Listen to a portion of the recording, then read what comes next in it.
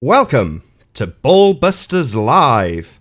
I'm your host, Nathan Oakley, and if you are new to this channel, or you've not done so already, be sure to subscribe and hit the bell notification icon to keep up to date with the Flat Earth debate. If you'd like to support this channel, there is a Superchat that runs alongside each of these shows while they're live, and there's also a PayPal, Patreon, and crypto link in the info box below this video. Now, we are joined by a whole bunch of incredible people. We have the Adam Meakin. How you doing? Good evening, Nathan. Evening, everyone. Good evening. Good evening. And we also have. We'll do a couple of intros first. So we've also got Sleeping Warrior. How you doing? Woohoo! Woohoo! We have got Quantum Eraser. Nice to have you here. Good afternoon, sir. Good afternoon. Good afternoon. We also have Betty von Valsen. How you doing? Yeah, hello. Good evening, everyone. And last but by no means least, we have Ranty Flat Earth. Good to see you, sir. Good evening, Nathan. Nice to see you as well. Good evening, good evening, good evening. So we are taking, obviously, advantage of an opportunity that has opened up in the advent of... Advent? In the advent? That's the right word, isn't it? The advent of Globebusters? Dunno. Globebusters isn't here. It's your language, so you should know, right? I should know. We're filling the void where Globebusters has left a gap. So there is definitely an opportunity to meet an audience who are looking for flat Earth information and goodness. So that is precisely what we have done. So this is technically like a pilot show. So it may just be one, maybe a one-off, maybe a start of an era. We just don't know. But there's definitely an opportunity. And without sugarcoating it too much, the opportunity has come, in my humble opinion, as a direct result of a misunderstanding about science. So, where shall we start, ladies, or lady and gentlemen? I know where we should start. Go on, It's been an interesting day at the races, Nathan. It's been an interesting day at the races, Nathan. We've got one horse lagging miles behind everybody else. We've got two or three keeping up with the pack. And we've got one horse that's fucked off out the racetrack with his tail between his legs and was last seen off into the distance with a black Frisian eating donuts and drinking coffee. That's how it is. Well, this isn't actually a race, so things can change in a heartbeat on flat Earth. But does any of you want to summarise the current science situation that finds us on this happy Sunday evening? Well, can I just say one thing? That I am absolutely, really disappointed that there's no Globebusters this evening, because I absolutely do enjoy watching their show. Yeah, that's fair. And whatever's gone on in the background, whatever the reasons are, the way that this is going is wrong. The reality is that we all know that it's not a sphere, right? How we get to the goal at the end of it is... It's a journey, and we're all on our own journey. And some of us are new to it, some of us are veterans, some of us are somewhere in the middle. But we all realise that Bob not being in this discussion in any way is wrong. Whether he's right or wrong is irrelevant. He should be in the discussion, and he should be on Globebusters, and there should be a show. It's that simple. For whatever reason, unbeknown to, well, maybe we can all speculate. No one really knows what the cause is. Oh, sounds a bit like science. But anyway, no pun intended. No pun intended. But the reality is he's not around at the moment, which is bad because, yeah, you could blame me, you could blame science, you could blame wrong type of snow, wrong leaves. But for whatever reason, he's not here. Don't know exactly the reason why. And we could speculate, but we're not going to speculate. I think what we should do is have a discussion about the issue at hand. The only issue at hand, no distractions, no fluff, no drama, no personalities. The one topic that's on the table that everybody's now acutely aware of. Let's talk about gyroscopes. I'd second that in a way, Tony. I'm not here to discuss Globebusters tonight. I'm gutted, like most Earthers. It's been part of my Sunday evening, and it's always upsetting when it's not on or when Bob takes a break. But for me, respect Bob, have a break, mate. You know what I mean? The shit with the documentary and the bollocks you're putting up with, have a break. This isn't, for me, I've not come here in any form of replacing Globebusters. We know it's not on, and there is a great topic that really should be had, and I look forward to when Bob's ready to come and join it, because his voice is important in all of this, and I look forward to it being heard when he's ready. Okay, so quick chronology for historical purposes of what's happened. Globebusters show last week, Nathan and Bob had a bit of a disagreement over the gyroscopes and what they actually mean. Now, it's a little bit of a parallel universe, this, because we've been banging this drum for God knows how long about the scientific method, what it proves, what it doesn't prove, all the points that the ballers bring up, and how basically none of it is science. It's all pseudoscience. And the reason for it, of course, is that you've got to manipulate that independent variable.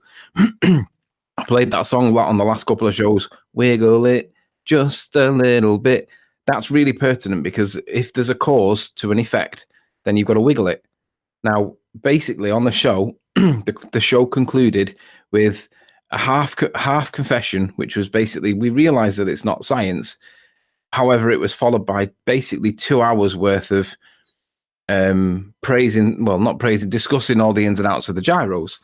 Now, if you're going to declare and denounce the gyro, then don't spend 2 hours talking about it, because it reifies the point that you're making, which is supposed to be that this is not science. Perhaps the better scenario would have been to declare the science as non-science, declare it as pseudoscience, and then within the next 1 or 2 sentences, wrap the point up. Perhaps it should have been the case that, yes, these gyros aren't science, therefore, and not forgetting the fact that Bob didn't do anything himself, somebody else did something, but he definitely didn't prove anything, because the gyroscopes measure something, but they don't prove what the cause of this measurement is. And that would have been it. Bob would then have been able to walk freely, not being credited or accused of proving something, because he didn't. Somebody else may have done something, but he didn't do anything. And he wouldn't be in this this position now, where he's getting attacked from all angles, including Flat Earth. I realise that Bob's feeling fragile, partly because of us, maybe, partly because of the documentary, partly because of the ballers, partly because of Joe Blogs on the street, random people that aren't in the discussion that may have got involved in somehow, I don't know. But he's fragile, and the pressure must be relentless, and I don't envy that position. But that was where the show finished. The conversation about gyroscopes. Does anybody want to take over from what happened after the show? Well, not really, but I would like to just say that, anybody being put under that kind of pressure and scrutiny is going to have an effect on. If it was me and I was under the microscope like that, I'd want to take a break too. So if that's the case, I mean, I don't know. I'll be honest, I do not know what's gone on. So if any of you guys have any information, I've been out of the loop the past week, so. But I just want to say that anybody being under that kind of pressure, they deserve a break. Well, considering it was mostly Anthony saying he doesn't want to make this personal, I'm pleased that you've brought it up, because you've kept it very even-handed. But I do want to make an official line for any flatties out there that have this crap parroted to them in their comment section, or in a debate in a comment section that they've left for someone else's video, which is to say that if it implies that there is 2 separate reference frames, then you need to really ram that point home. In order for it to demonstrate the Earth turning underneath the fixed frame of the gyro, then you must have a Coriolis effect, and you must have plane travel being vastly reduced if you have the Earth spin coming towards you. That's what it's demonstrating, 2 separate reference frames. So you need to have that sort of in your back pocket at all times. Oh right, so it shows that the gyroscope spins light or mechanical. It doesn't make any difference, because some people, for Colt himself, would claim that the mechanical gyros do this as well. Correct me if I'm wrong. But that's where it originally came from, right? For Colt. So ultimately speaking, whoever claims this proof, you must point out that in order for it to be proving that the Earth turns underneath the fixed frame of the gyro, then you've got a Coriolis effect. Why don't the planes take a massively shortened duration when they have Earth turning towards them, if this gyro is turning in a fixed reference with the Earth turning underneath? So that needs to be right there on the tip of your lips if somebody brings this up, because it doesn't prove the Earth spins. That's for certain.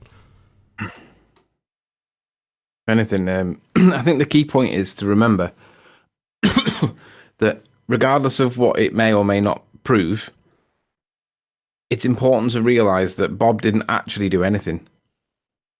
Bob's words that were in that documentary were cut. There were 2 points. There was one point whilst he was sat on the sofa, and the words that he said whilst he was sat on the sofa, whilst being proper, talking properly on the record, them words are absolutely right.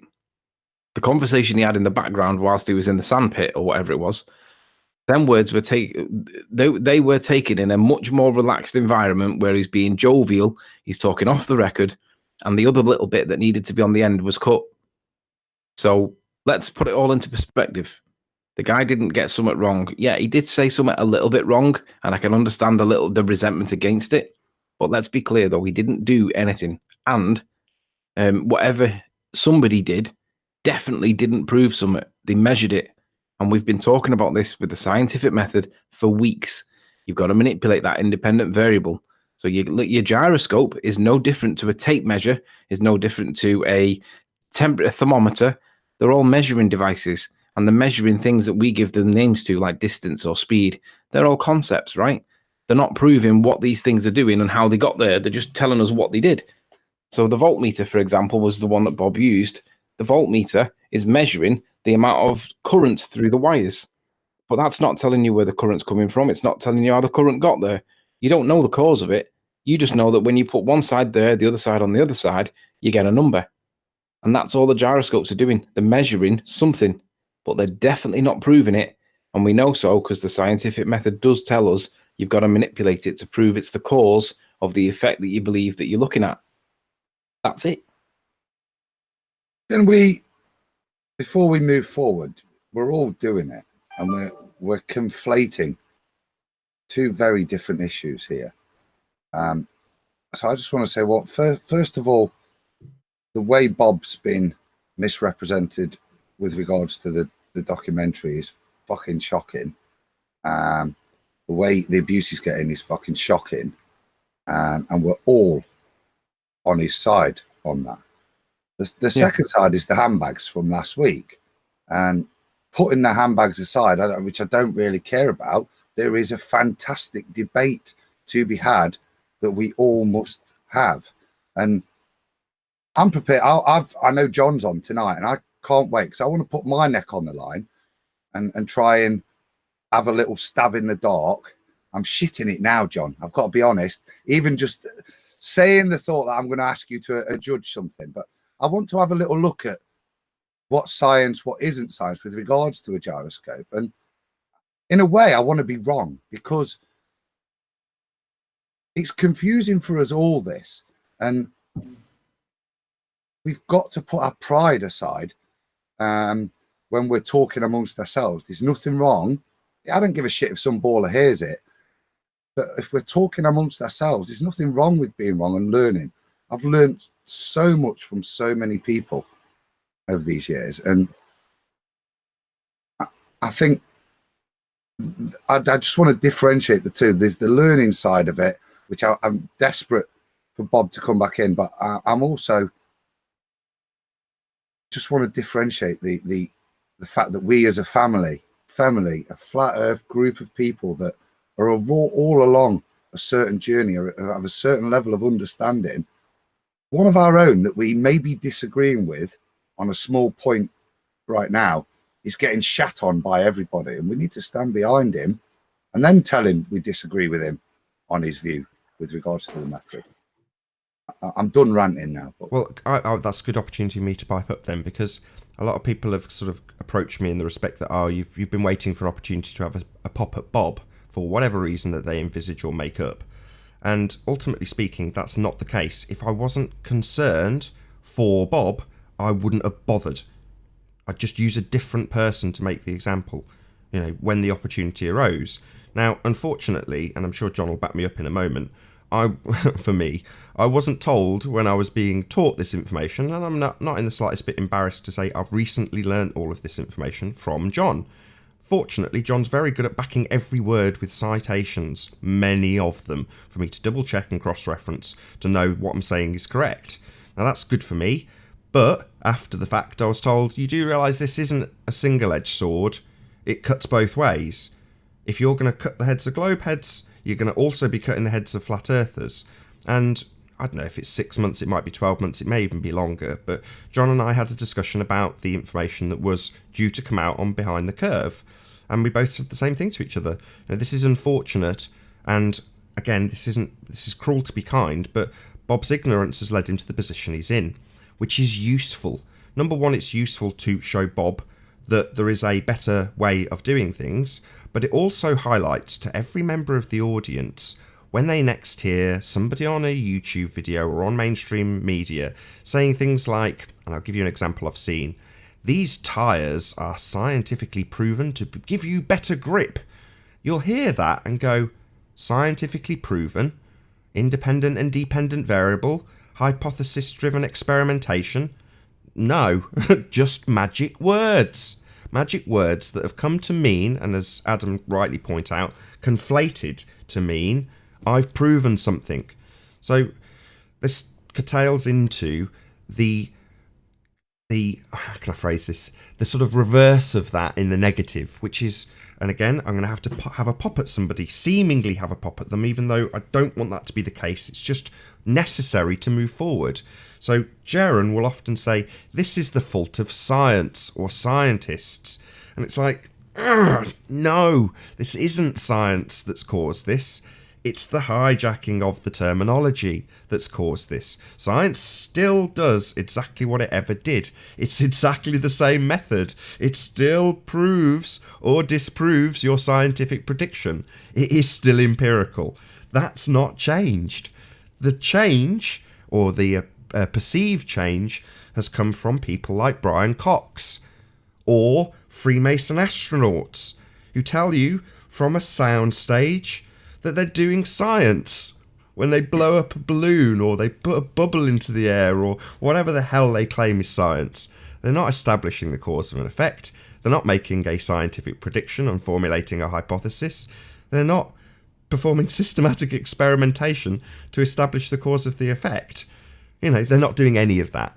If they were, they'd have something that they could absolutely declare was proof of what they assert. Now, over the however many years this has taken, we've now reached the position where it's so colloquially understood to mean I've proven something that any Joe Blogs can say the word science and have everybody nodding along going, yeah, that means he's proven it. Until some, and I'll say it quite boldly, some asshole like me comes along and says, oh yeah, what was the scientific prediction? Can you give me the null? And they go, what's a null? And in that moment, all the magic, all the luster has gone completely. But in that moment, you realise that you're being brainwashed with this language consistently throughout your entire life. And you've been duped into believing that you live on a rock that's circular or spherical, flying through a vacuum, and lights in the sky are actually gas, defying the second law of thermodynamics.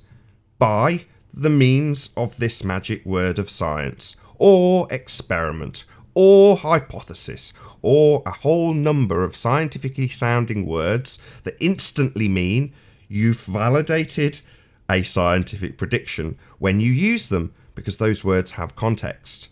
It is semantics. Words have meanings. I think it's worth giving an analogy. Do you all remember when Conspiracy Cats was going up banging on about how seismology proves the shape of the Earth can only be a sphere because he uses a bit of kit?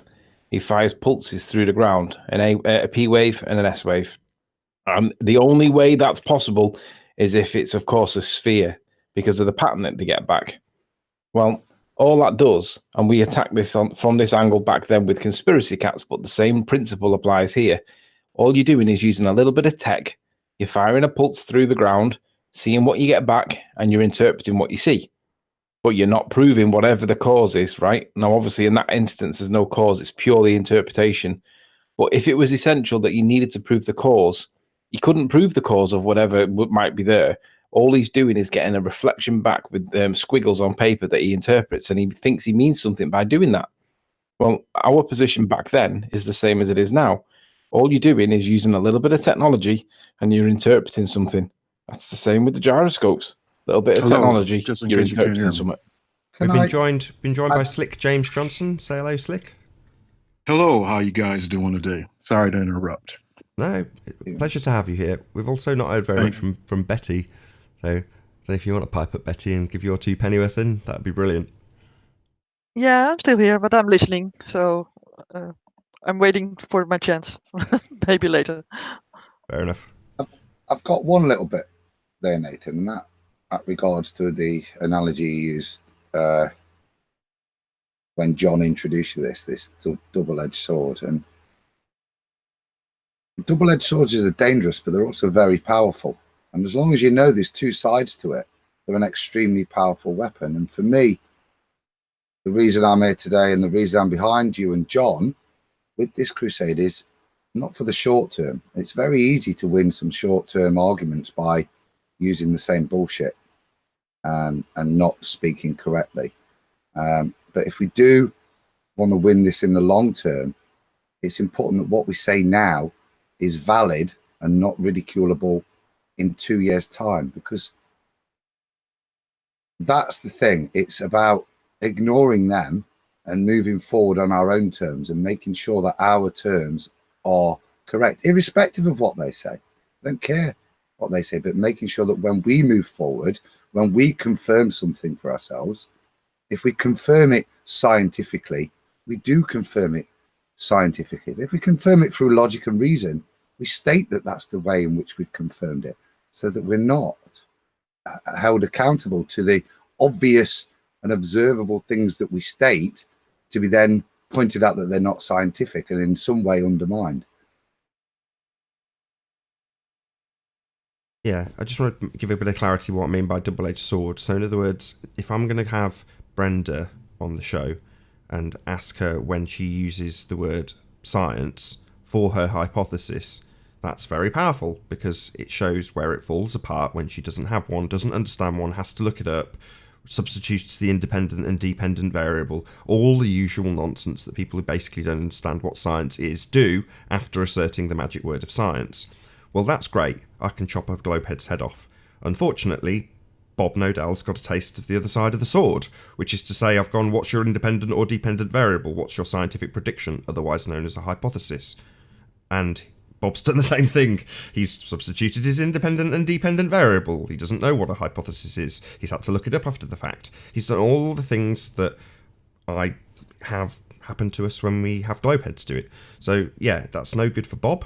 But in time, that can only strengthen his arguments going forward. Let me just add something as well. I watched a video by Sly Sparkane. I can't remember which one it was. It was one of his more recent ones. And he basically opens up with the comment that basically flat earthers are science deniers. I don't know if you've seen this, this one, guys, but he's claiming that we deny science. Well, actually, when you talk about a double-edged sword, this is the other end of the sword, because he's claiming that we're science deniers.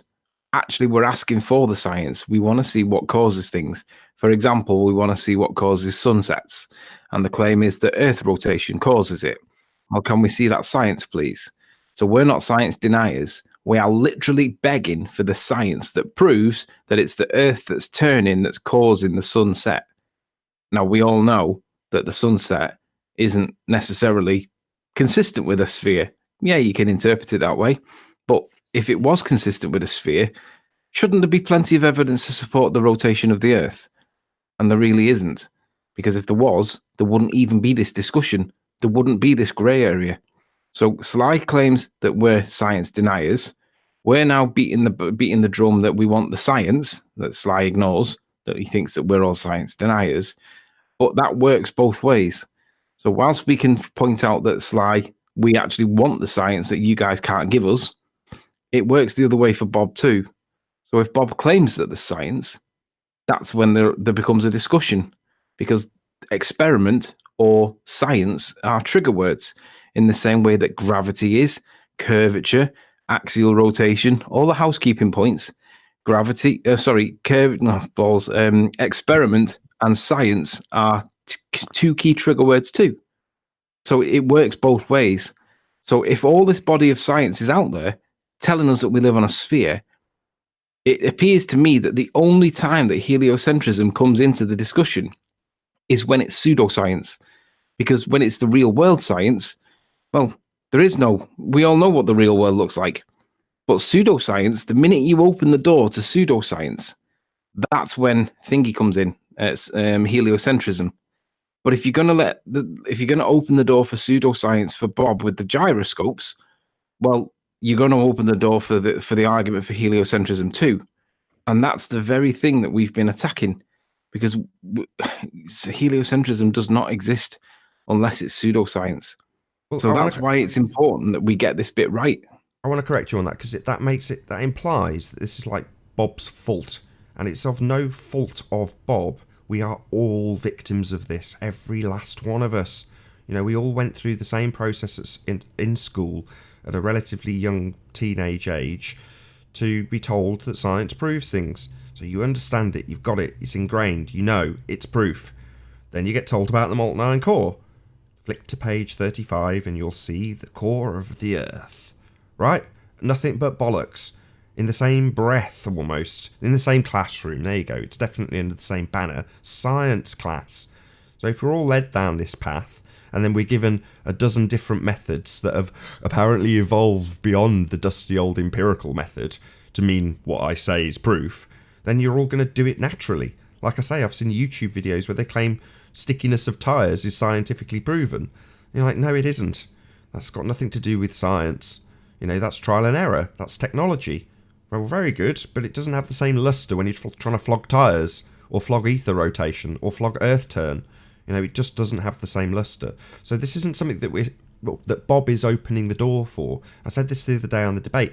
Bob is, if you like, 1/1,000,000% of the problem here. The problem is the people who actually have the current narrative, the current rhetoric. Is that Bob and ether turn? No, of course not. What's the current rhetoric? Well, the Earth's turning, right? Yeah, gyroscopes prove it according to Bob. Yeah, that's the current rhetoric. That's the real problem here. Not Bob's assertion on the flat Earth side. That's just a danger we need to avoid going forward, as opposed to making Bob the scapegoat for this problem. Well, this is a global problem, not a Bob problem. The fact that it's been highlighted to him, well, hopefully he'll understand it and move forward, and hopefully the assholes in the chat that start criticising for the bloody money he earns or doesn't earn or doesn't give to Jaren or whatever the hell that is. It's just a bloody outrage. You just think how much... I mean, I know I'm parroting what you guys have already said, but I've enjoyed Globebusters. They've put in absolutely tons of time, effort and work, and this, what we're doing right now, is in support of them. We're not trying to, push them out. Quite the contrary. Yeah, I'm going to try and absorb an audience. That's me as a YouTuber. Not going to deny that. If anybody tries to pin it on me, I'm not going to lie. Yes, I see the opening and the opportunity. However, this might be a very short-lived endeavour if this is the difficult bit, if Bob recognises his error and sees the benefit to pulling apart the current rhetoric, the globe rhetoric, based on the same thing we've pulled apart his rhetoric with. So if that's the case, then Bob will be an asset. Now, I know Anthony doesn't want me to say this, but if that doesn't happen, unfortunately, Bob becomes a danger because he's essentially promoting the ideas that we've been brainwashed and tricked with. And that's something I can't get behind. Sorry, go on, Anthony. Let me just give a somewhat in context in support of Bob here. Bob did say numerous times, and Mike did say numerous times on the Globebusters hangout, that they realised that it's not science. They did say that. But what they then did was then spent 2 hours wanking off over gyroscopes. That's not the way to deal with something that's not scientific. The way to deal with something that's not scientific is to say, yeah, we realise that this is not science, but that also means it doesn't prove anything. This is basically a measurement. And it didn't go that way. But everybody then thinks because you spent 2 hours talking about these gyroscopes, that's basically a reification, because you're reifying the thing that you've just denounced. So it's confusing people. What should have been is a kill. It should have been the gyroscopes don't prove what's causing this thing. yeah, there's 15 degrees of rotation, but we see the stars are rotating, and the fiber optic gyro appears to be doing the job that our eyes do. We can see the stars appear to be turning, but because they don't do what the mechanical gyros do, there's a question mark over why it doesn't. That really is literally the end of the discussion, but that isn't how it went. So for the next 2 hours, whilst it was interesting to watch if you're interested in gyros, let's be honest, everybody is. They're the cool toys or scientific instruments, whatever. But bottom line is, he played that wrong because he should have been killing it at that point. Nathan would have killed it. We would have killed it in the debate. If it don't prove now, so what? It's an affirming the consequent form of logical fallacy, is it not? If P then Q, Q therefore P. Well, if stars are turning, or if Earth is turning, then we'll see 15 degrees. We do see 15 degrees, therefore Earth must be turning. We would have jumped all over the ballers with that. We'd have stamped on the head with it. But if it doesn't seem to be allowed when it's not against a baller, and it's like, well, why? It's a double-edged sword. If Sly's demanding that ballers that we're like refusing or rejecting science, well, no, actually, we're trying to apply it. But the problem is everybody's got their own understanding of what science is, and it seems to be a very broad, means everything to everybody kind of word or sentence, and it's not like that. It's specific. Words do have meaning, and it doesn't become semantic. It becomes wrong. I'm done.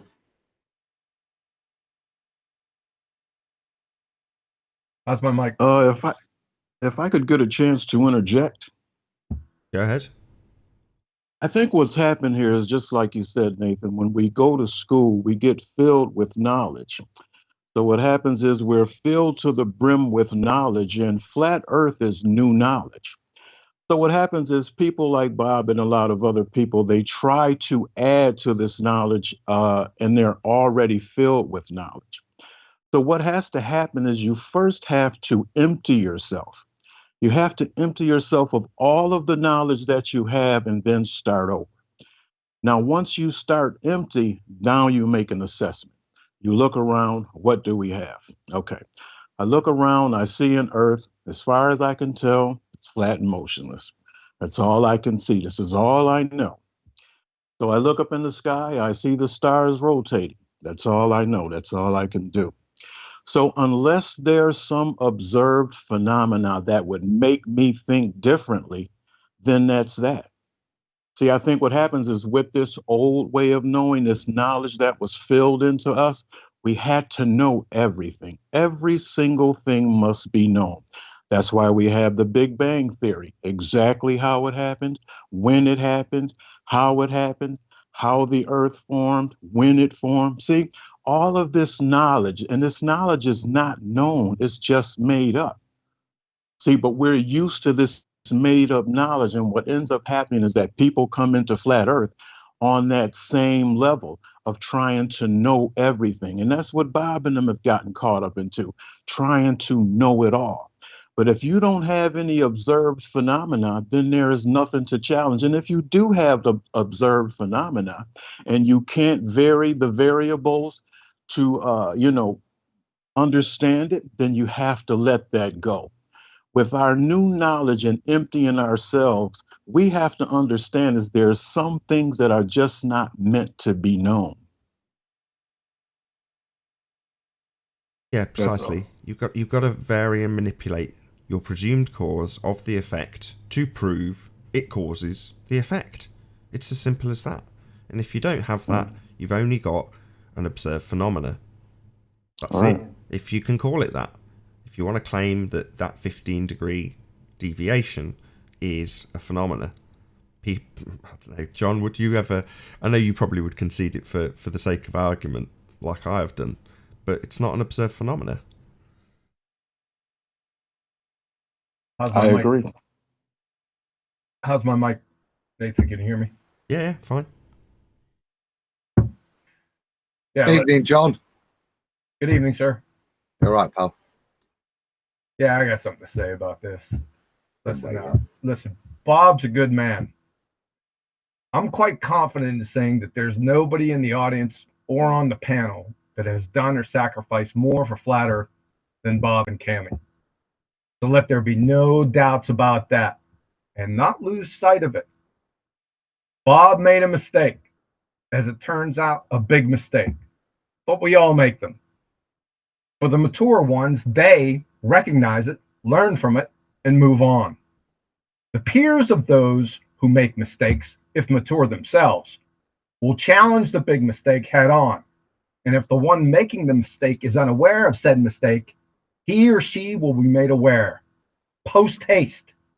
Reason and acumen will be the tools for the reconciliation, not emotions or alliances or anything else. The one who made the mistake, if challenged or not, will own up to that mistake. The mature peers will recognize this because they have been through this process also. Unless they be hypocrites, will forgive the peer of that mistake in total. And number two, chalk it up as a learning experience, not only for the one who made the mistake, but for everyone, and get back to work. These tenets are what character, moral courage, and intestinal fortitude are made of. Let's get back to work. I'm done. Very well said. Were those your own words? Of course. Well said, pal. Superb. Very well said. Absolutely. John, that's how we operate in the medical industry. It's the only way to operate efficiently when things matter. So what's this useful for? So let's say tomorrow Bob recognises precisely the error that he has made and the path that it's led him down in order for a TV company to take a little excerpt, this looks bad for flat Earth, and then hype that up into scientific validity of Earth spin. Well, what's the use of this? What can it benefit to average Joe watching right now? Wow, 391 people, almost 400 people watching. So let's pick on somebody different. And Anthony's already selected him for me, so well done, Anthony. Sly Sparkane.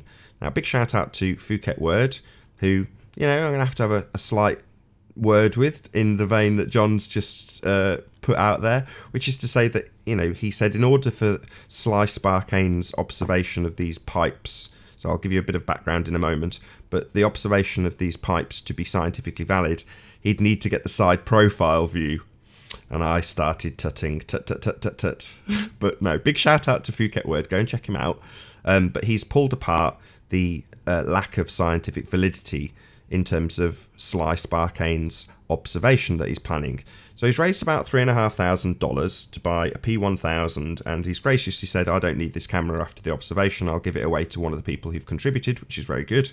However, he started his video by saying, these science deniers. So he's already prefaced his video by making it clear that this is a scientific video. So it's going to lend some scientific validity. Oh dear. Let's not worry about Bob anymore, because there's a new cowboy in town, Sly Sparkane. He thinks he's got some science. He even, very foolishly, puts the card up that says, let's experiment. Oh, wonderful. So we're doing hypothesis tests, are we, Sly? Marvellous. Well, I've got 388 people listening to this right now that are going to be asking you for your hypothesis. Because what's an experiment, Sly? Well, it's a hypothesis test, obviously. And what's a hypothesis? Well, it establishes the cause of an effect. So, I'd like your hypothesis, Sly. And I'm sure there's quite a lot of other people out there that would also like your hypothesis, especially the people who've potentially given you money thinking you're doing science. Now, that would be the thing that I would definitely find useful if I was looking at Sly going, I wonder if what he's doing, I wonder if his method's valid. Well, he's made it clear what method he's using. He's using the scientific method. So he will have a hypothesis. He's made it clear he's doing science, hasn't he? He's got an experiment. So, let's ask Sly. Hi, Sly. What's your hypothesis? Maybe you can give us the constituent parts, namely the observed phenomena. Yeah? So, the phenomenon that you are actually looking at in this example, and how it occurs in the physical and natural world. Now, it might be the case that Sly can say, no, I'm replicating this observed phenomena so therefore valid. And then we'd need to know the other constituent part, wouldn't we? The thing he's going to vary and manipulate to cause the phenomena. So, I'd like that. I'd like to put it out there right now. I'd like to know what Sly's independent variable is, the thing he will vary and manipulate to cause the effect, and his dependent variable, his observed phenomena. I'd like to know what those things are, given that Sly is doing a crowd-funded experiment. Now, the consequences, let's make these dire things also very clear for Sly. Because if it's the case that Sly has raised funds under a banner of science, claiming to do experiments, then he is a scientific fraud, a practitioner of pseudoscience. So I think it's pretty clear that we must get the scientific prediction from Sly double quick pronto, because obviously, given that someone of such notoriety as Bob Nodell has fallen victim to this, it would only be reasonable that Sly comes under the exact same scrutiny. So, just to summarise, anybody who feels so inclined, or absolutely without question, if you have contributed to Sly's experiment, then ask him for his scientific prediction, also known as a hypothesis, specifically the independent variable and the dependent variable. I look forward to finding out precisely what those are.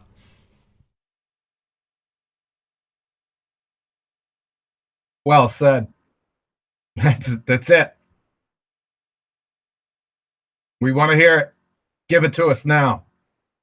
I'm sure we'll find out. Wow, 400 people watching. Massive shout out to everybody who shared. Really, really appreciate it. So yeah, I'm sure there's going to be quite a few people asking Sly Sparkane for his independent and dependent variable, John. He doesn't know what those are. He came on the show before with his other hypothesis. He didn't even know what a hypothesis was, or an experiment, or the things that make up said experiment. So we've already been down this road. It's just rinse, repeat, rinse, repeat, rinse, repeat. Now, he has raised money. That's a new player. Like you said, show us the scientific evidence, give us the observed phenomenon, which is 50% of the hypothesis. It is your dependent variable, right? Give us the independent variable, then let's see the experiment. Now, you did this with the banner of science and you collected this money, right? What happens if it's not science? Is it fraud? I'll let you answer that. Thanks. I think we have to remember that Sly has called us science deniers. So if he's going to claim that he's doing science, and we ask, how did you comply with the scientific method? What was your observed phenomena? What's he going to say for that? Is he going to say, water appears to bend? If we say to him, what was your independent variable? What did you manipulate to prove the cause of an effect relationship? What's he going to do? Let's not guess. There isn't one, is there? All he's going to do is fill it up with water, observe, and then record his results. Well, how's that any different to seismic waves, P waves and S waves, and conspiracy cats claiming that they prove sphere? None. You're observing something and you're interpreting what you see. In the same way that the gyroscopes, you observe something and you interpret what you see. But none of them are proving a cause. So if the cause is something to do with water in pipes, that would be a phenomena. You're going to manipulate something to do with it. But if you're not doing science, in this case, Sly is not doing science, it's a valid question. Well, what is he doing? And he's simply doing an observation. Falls outside of science, though, because there's no cause and effect relationship. Yet we're the science deniers, and he's preaching that he's doing science. Well, I say, no, you're not doing science. You're making a measurement. Interesting as it may be, and I'm sure the results will always be on Sly's magical interpretation somehow. But point is, he's not actually doing science, the very thing that he criticizes us for. So on the one hand, it works against Bob. Equally, it works against conspiracy cats and it equally works against what's his face, Slice Barkane. So although it seems like Bob's getting a lot of flack at the moment, sure, some of the flack is warranted. The rest of the stuff about what was said and all that kind of stuff, we're not really bothered about. But what we are bothered about is what science is there. Because if the gyros are showing 15 degrees of optical revolutions per hour, 15 degrees per hour of movement, then we want to know what's causing that. But we realize that a gyroscope's not doing it. So just to be really clear, Bob did denounce that these gyroscopes were not science on the show. Let's just make that really, really clear. But he then spent 2 hours basically chatting about them. Well, that kind of reifies the non-science that you've just denounced. Well, there has been a glimmer of hope in this regard, though, hasn't there, Anthony? So you've been filling me in secondhand about your discussions, and from what I can glean, it seems like, at the very least, they're trying to go through after the fact. I'll stay my disappointment. They're trying to fit the gyroscope into the scientific method, which tells me that even though they're sort of bracing against me, like it's my method, that they're actually recognising that there must be some adherence or some semblance of adherence to this method. Otherwise, they wouldn't be going out of their way to find this French document you told me about, right?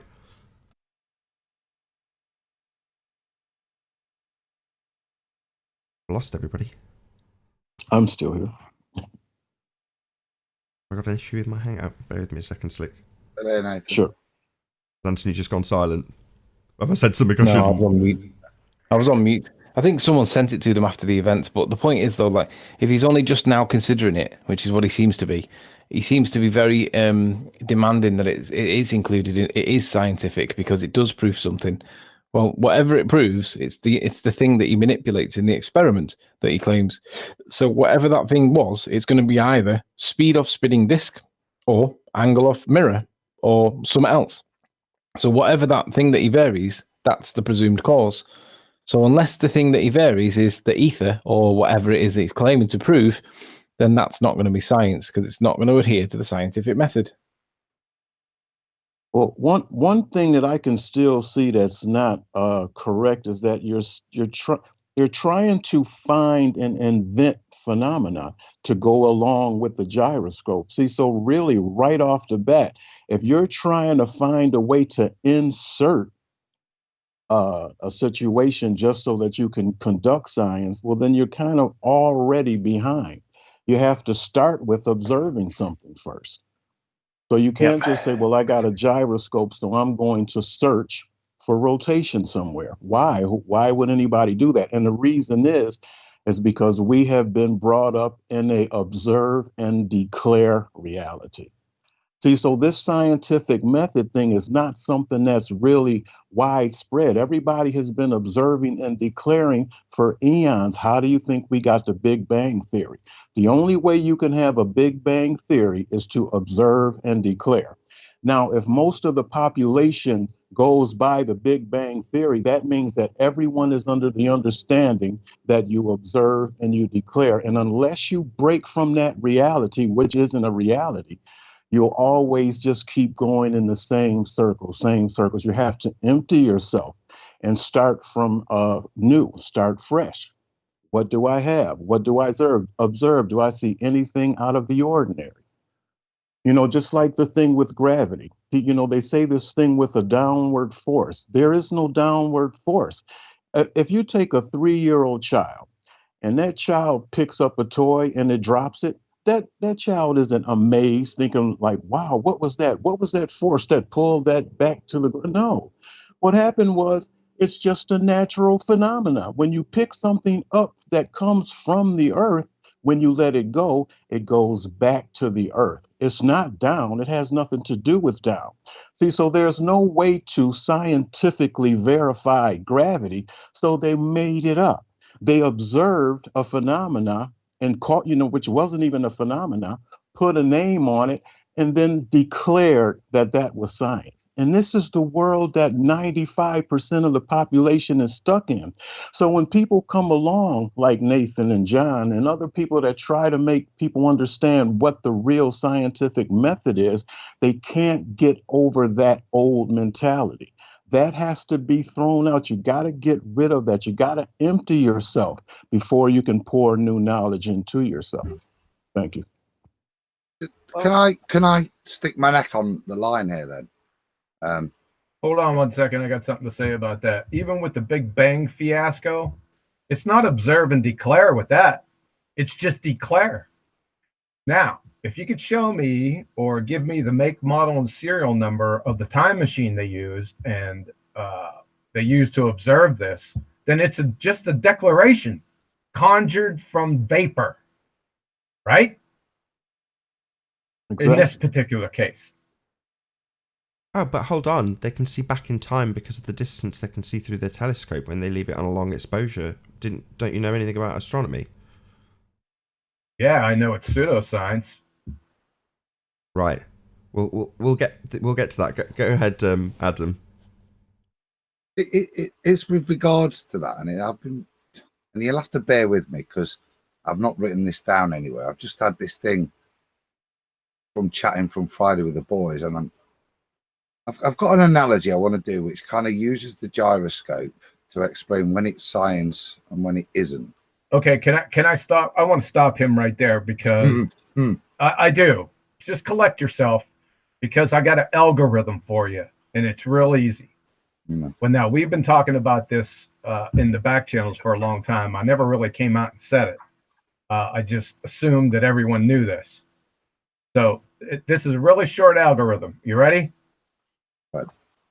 Is the inquiry A, cause and effect question, or B, a what is question? Exactly. And that's the premise of what I want to test with you, John. Because if it's B, then it isn't a valid scientific inquiry. No. You follow me? Exactly. And this is why I'm prepared. That's what I'm saying. I'm sticking my neck on the line because it's only in my head. So be gentle with me. Oh, I'm going to be gentle. I'm just asking you a question. You can answer yes or no to right now.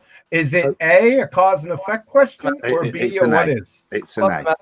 And then I think you should let Adam speak for a little bit. You know. Go ahead, Adam. Say what you're saying. Okay, so Ranty pipes it with his handbag in his hand. I love it. Is this going to be the start of chaos? We shall find out. It's only science, lads. Take a breath. Exactly. Okay, I'll let Adam speak. Go ahead, Adam. No, I'm ready for you to savage me. Let me. The past hour, but go ahead, Adam. Yeah, go on. Tell me. And I do want you to savage me, but I'm trying to put an analogy in my head where I can use the gyroscope in a scientific way and also demonstrate how it's being used in the debate. So if I take my gyroscope and I want to use it for something, if I build a roundabout, start to spin it, and I put my gyroscope on there when it's static, and when I spin the gyroscope, the roundabout, I notice that the gyroscope reorientates itself. And then I'd set up an experiment where I hypothesize that the rate of movement of the gyroscope will be dependent upon the rate of spin of the turntable. And I define that scientifically. To me, that seems a reasonable step of using science to determine that rate of rotation affects the applied force and therefore the reaction of the gyroscope. That's the first point. And before you savage that, just in case, let me expand on it a little bit. So with that in mind, that then gives me a meter, a slight force meter, which gives me an indication of something that I could then use moving forward. So if I took it and put it on a bigger roundabout and I noted the rate of change of movement, even though it was on a bigger roundabout, I could use mathematics to using the original science from my first experiment, that I could then calculate the force that was being applied on the bigger roundabout. So therefore use the gyroscope as a meter, a bit like a thermometer, something that is quantifiable in the real world. And if that mathematics and science matched up, I could use it as a meter. And that'd be really useful for lots of other roundabouts that I observe spinning. Take it and stick it on that roundabout and go, well, this roundabout's this big.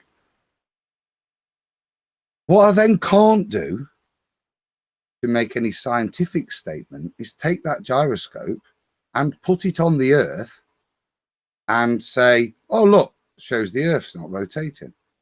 In no way have I manipulated my independent variable. But with logic and reason, I could draw my own conclusions from my observations. I'm done, John. Kill me.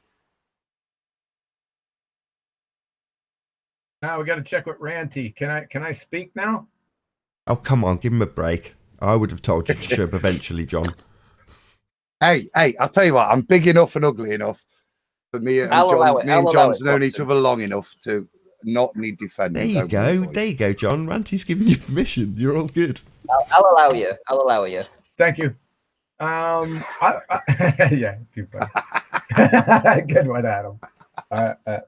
I give you an A for effort and F for judgment. What I want to hear is, what was the natural phenomena observed? Yep. Yeah, and then this, and I do know this because obviously, and this is the subtle nuance that I really wanted to get to maybe later on, you bugger. Which is the fact that when we talk about the natural observed phenomena, it is still being conjured up in an apparatus with regards, but it's being used as a meter, and it's that bit I wanted to gauge, because there is a point where you can use a piece of technology to give you a reading, and as long as you see, the science comes in the calibration of the device. When you then use it afterwards to make the scientific statement that if you apply a force as demonstrated in the experiment of different rotation speeds, right, that an effect occurs. There's the science for me. That's the experiment. That's the science. If I spin the turntable, the gyroscope will respond. And I appreciate that the response is within a man-made thing. And that was the bit I wanted you to get to eventually. But it was more the difference of where you then apply it to test it scientifically to generate a meter, and then the statements you can then apply to the use of that meter. I was initially getting to. Does that make sense, right? Yeah, it makes sense. I would be a hypocrite if I wasn't, or if I didn't screen share and then have you perform the same as. Oh, come on! Oh, before you do that, John. So I'm going to fill the audience in, right? Okay. What Adam's now doing is he's basically he's like a guy that knows he's a patsy.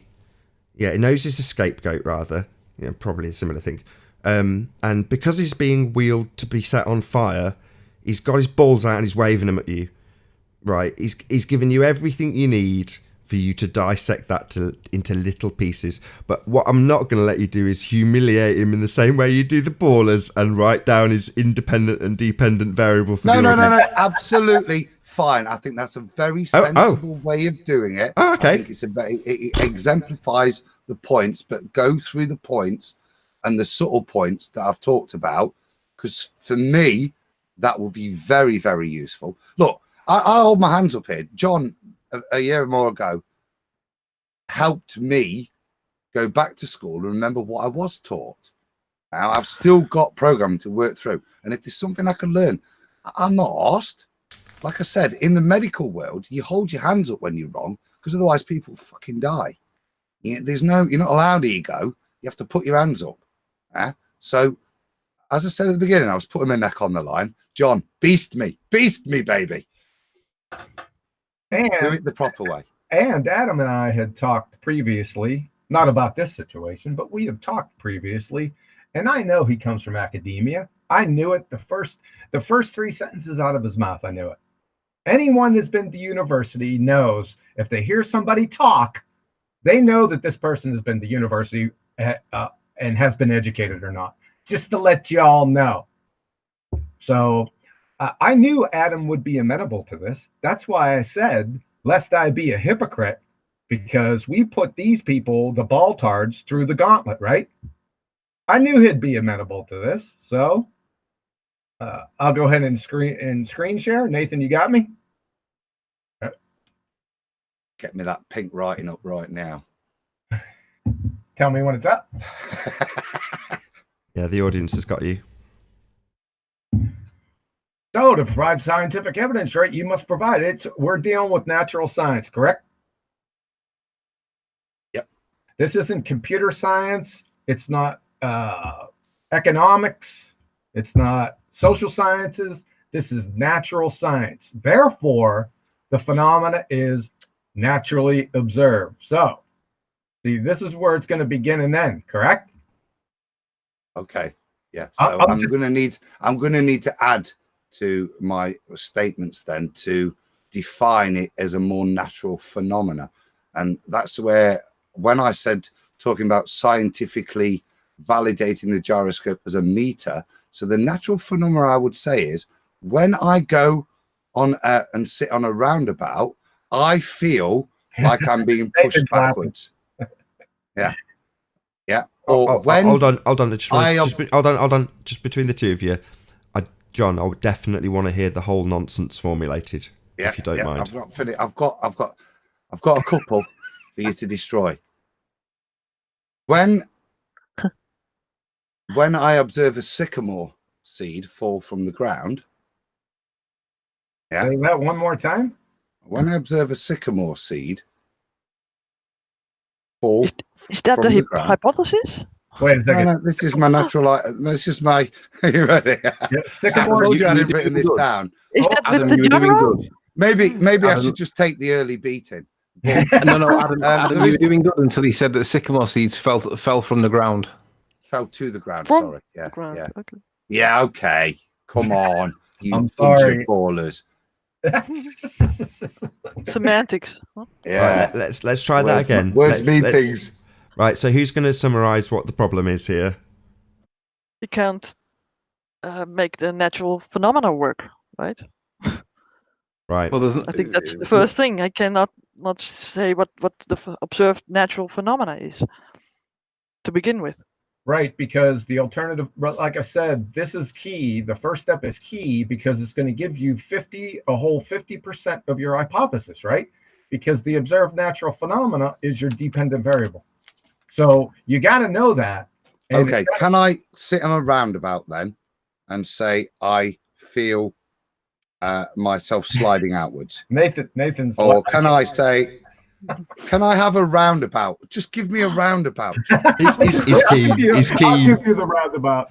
And I can't do this because I'm looking at my screen here over to the right, and Nathan is laughing. I can't do this because I'm laughing.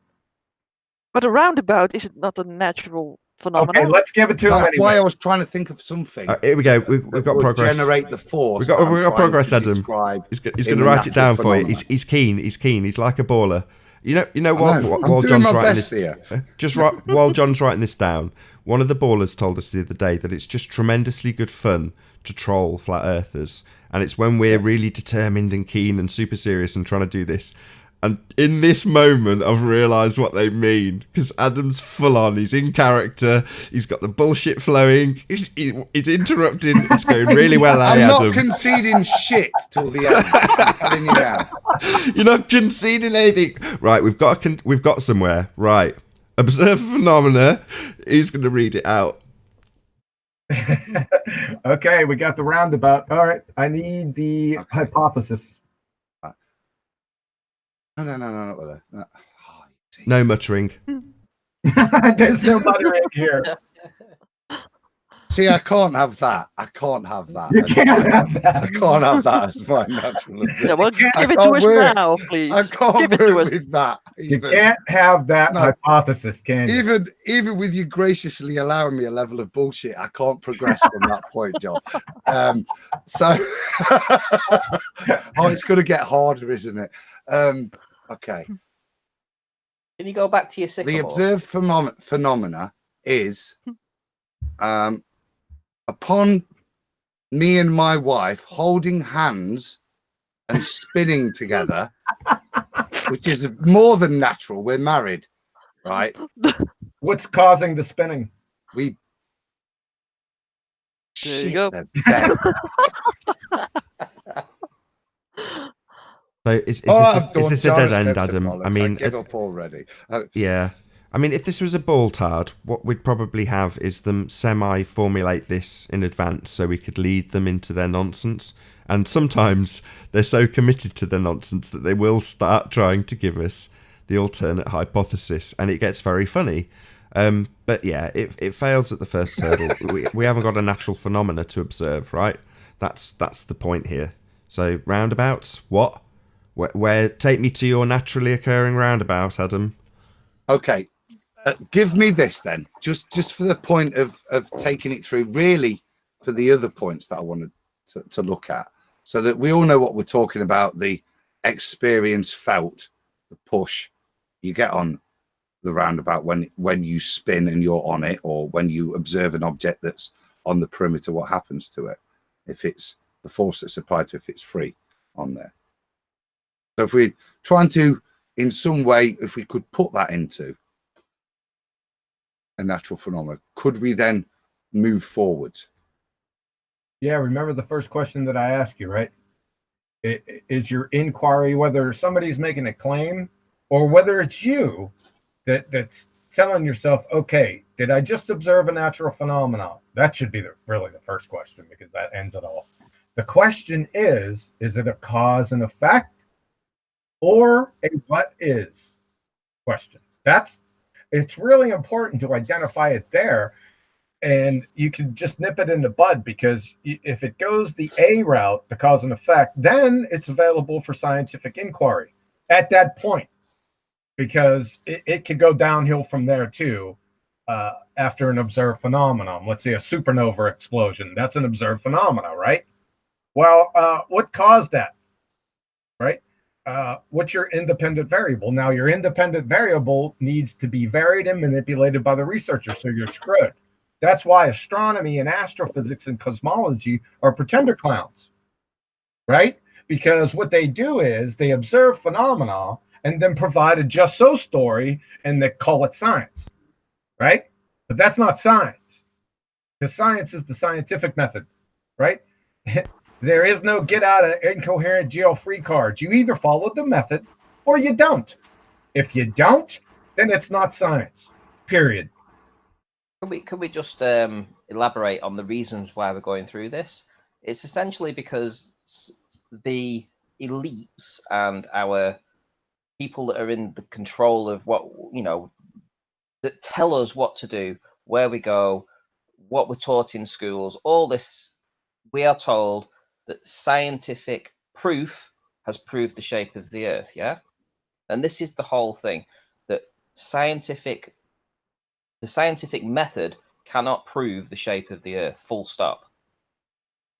Correct.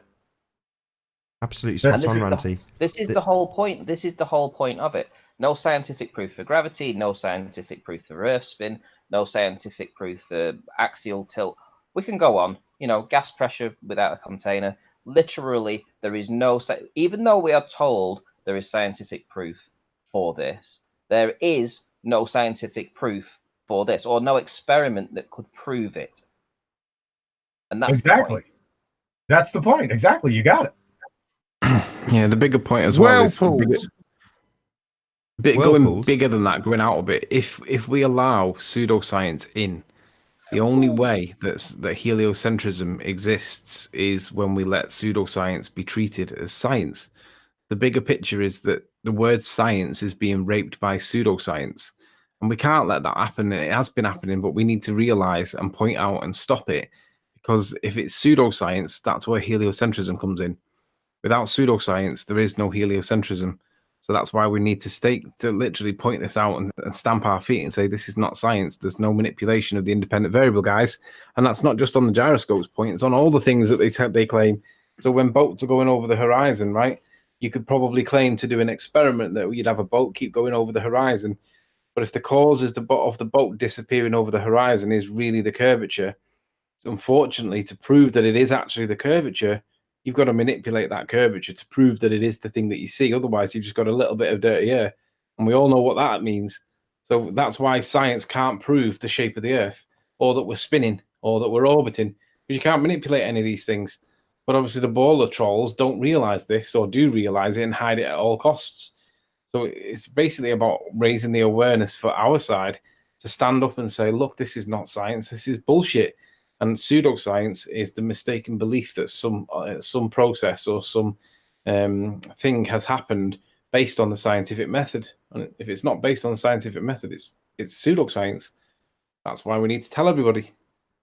Whirlpools. They're natural. Okay. Whirlpools what? Right. Whirlpools. So, within my naturally observed phenomena, right, I noticed that within a whirlpool, the flow of water outside of the main whirlpool appears to occur at a perpendicular to the circumference of the whirlpool. And that's my natural phenomena that I've observed. Mm-hmm. And I'm wondering why the water flies off at a right angle. Whirlpool. Are we getting better, John? Is that better? Yeah, I like it. It's a good demonstration of being a very slick baller, better than most, Adam. I like it. I like it. So now, did we ask the question first? Remember the question. Is this question a cause and effect question, or is this question a what is question? Oh, you've ruined it now again, haven't you? Because to use that, that hurts. John, you're naughty. I'm sorry, Adam. Well, I want to bring this back on track by saying that there's a very strict point in terms of who's making the claim. So, what's led me to this path is because of people on the heliocentric side saying, bold as brass, that the body of science proves we're on a spinning sphere. Well, that's why I end up on the debate challenging people to provide their scientific evidence.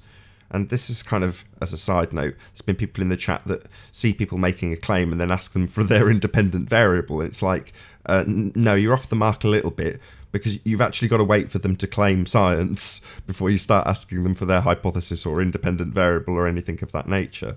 But again, to come back on track, Jose recently on the debate was asking me for my alternative to, I think it was the curve calculator. So the begging the question, proof of nothing perspective hijacking curve calculator, which assumes the R value to get you to be on a sphere regardless of the outcome of the calculation.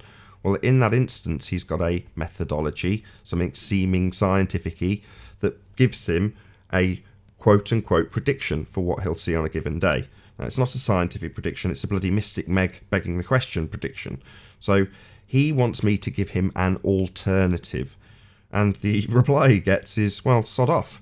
I don't have to give you anything. I can just rip the rhetoric to pieces for its lack of consistency with the scientific method, if it's claiming science. So you end up with a position where if there's enough Jose's out there saying, well, what's your alternative? You get into a trap. The trap that Bob Bastard, I can do it, Nathan. I can do it if I take the gyroscope out. Okay. I know you're keen, So Adam. that's no good. That's no good. Damn, sorry. I'll shut up. I see how the rumpusing settles into. This has been a very telling exercise. It's so much fun. So, ultimately speaking, you're then left in a situation where someone like Jose asks you what's your alternative, and you try and find one. So you go out and you fall into the same mistakes as the current practitioners of pseudoscience, which is declare that you're proving things, when in actuality there isn't, in my opinion, any necessity when dealing with the current situation, that being the overriding people's belief that we're on a sphere. Let's not forget that.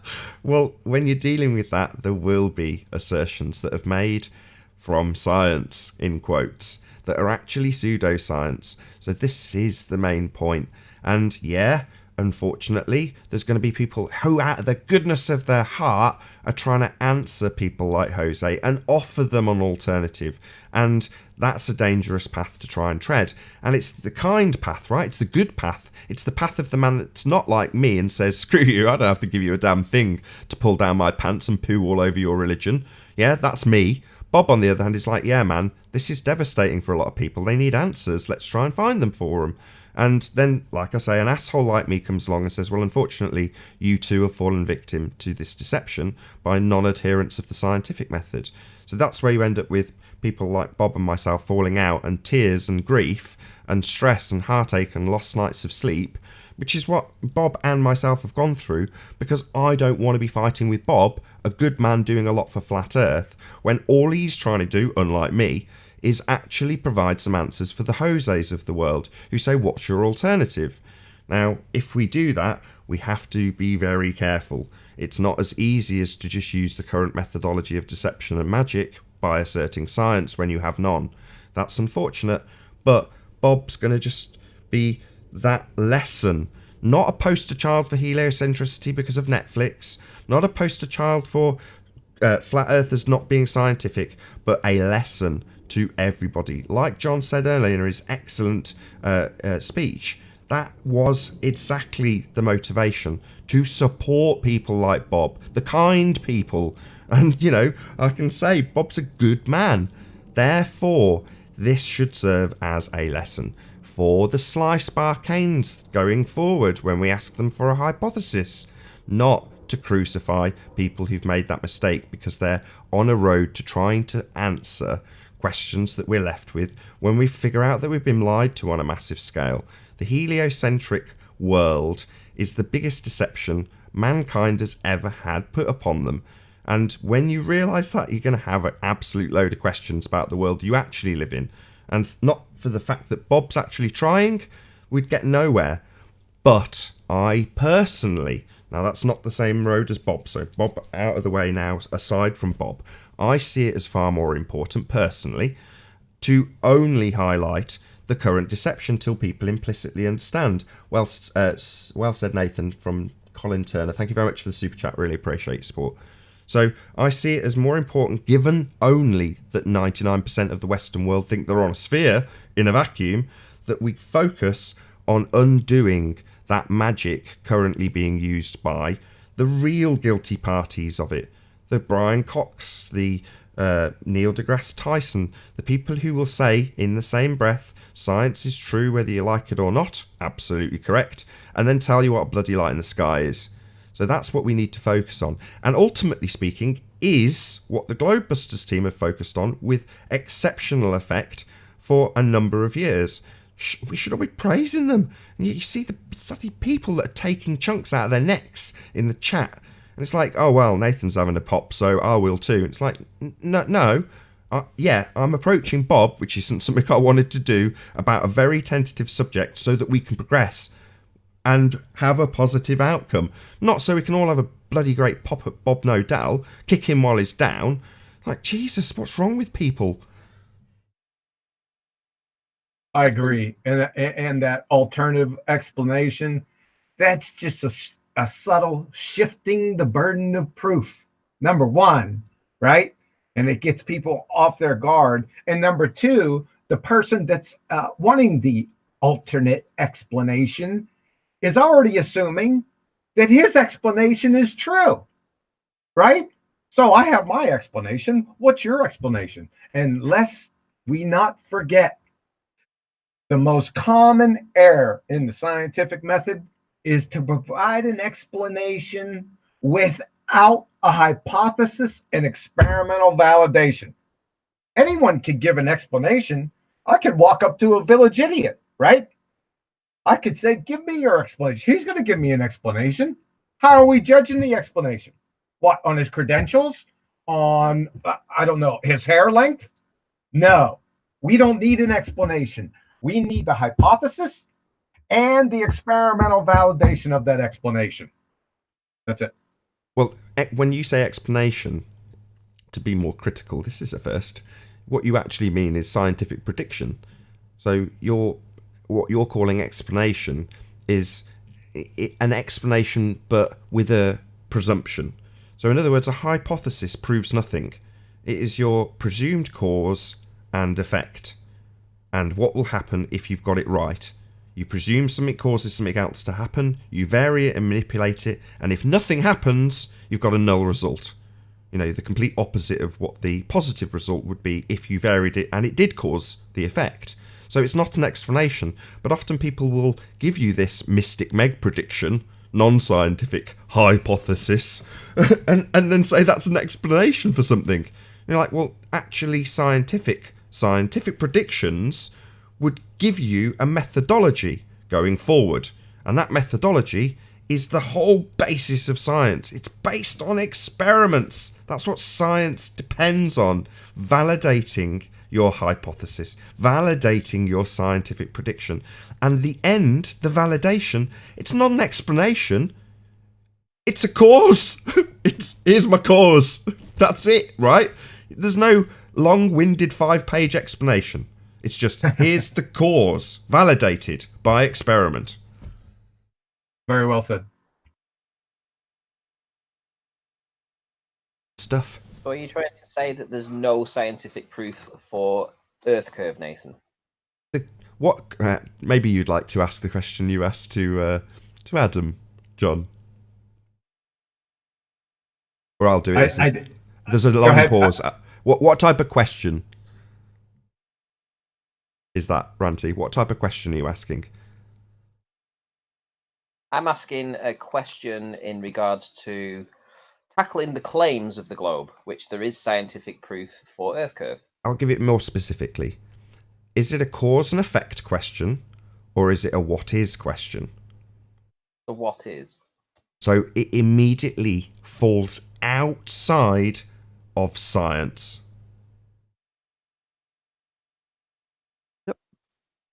Simple as that. So next time some muppet comes along and says science has proven that the Earth is a sphere, you can laugh in their face. There is no scientific validation to Earth being a sphere, and it is absolutely not an axiom we can start with. The axiom I say about 1,000 times on the debates. This actually, Slick, you said this almost, I'm going to say better than I did. I don't know if you remember the phraseology for what I'm about to say or where I'm going with what I'm about to say. If you do, just say it. If not, I'll lead you a bit more. A little bit more.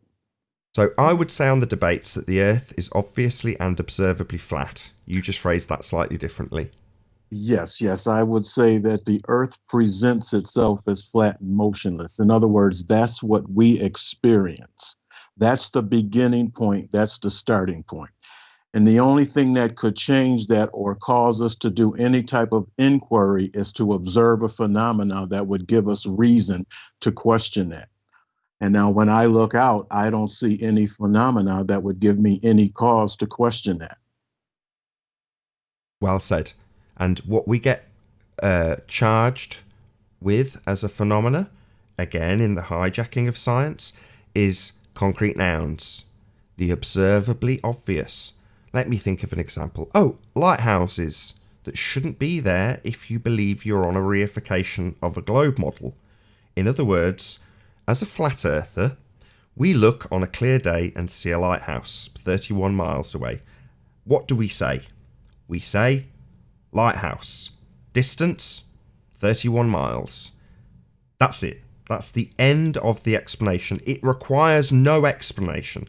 It's a concrete noun. There's a lighthouse, I can see it. End of story. Now, if you're a globe head, suddenly you have a phenomena. What kind of phenomena?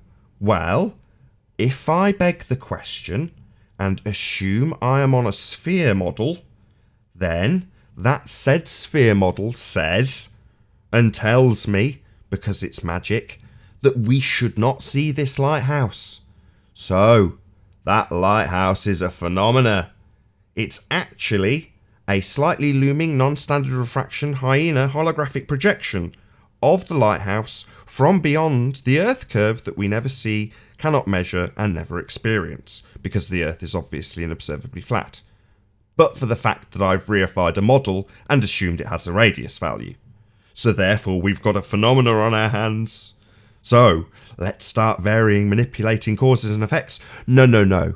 Let's start assuming that we have something called terrestrial refraction, also based on the original reification of said sphere model based on a radius value, and we will arbitrarily assign some mathematics to explain why we see a lighthouse that the model originally said we can't see.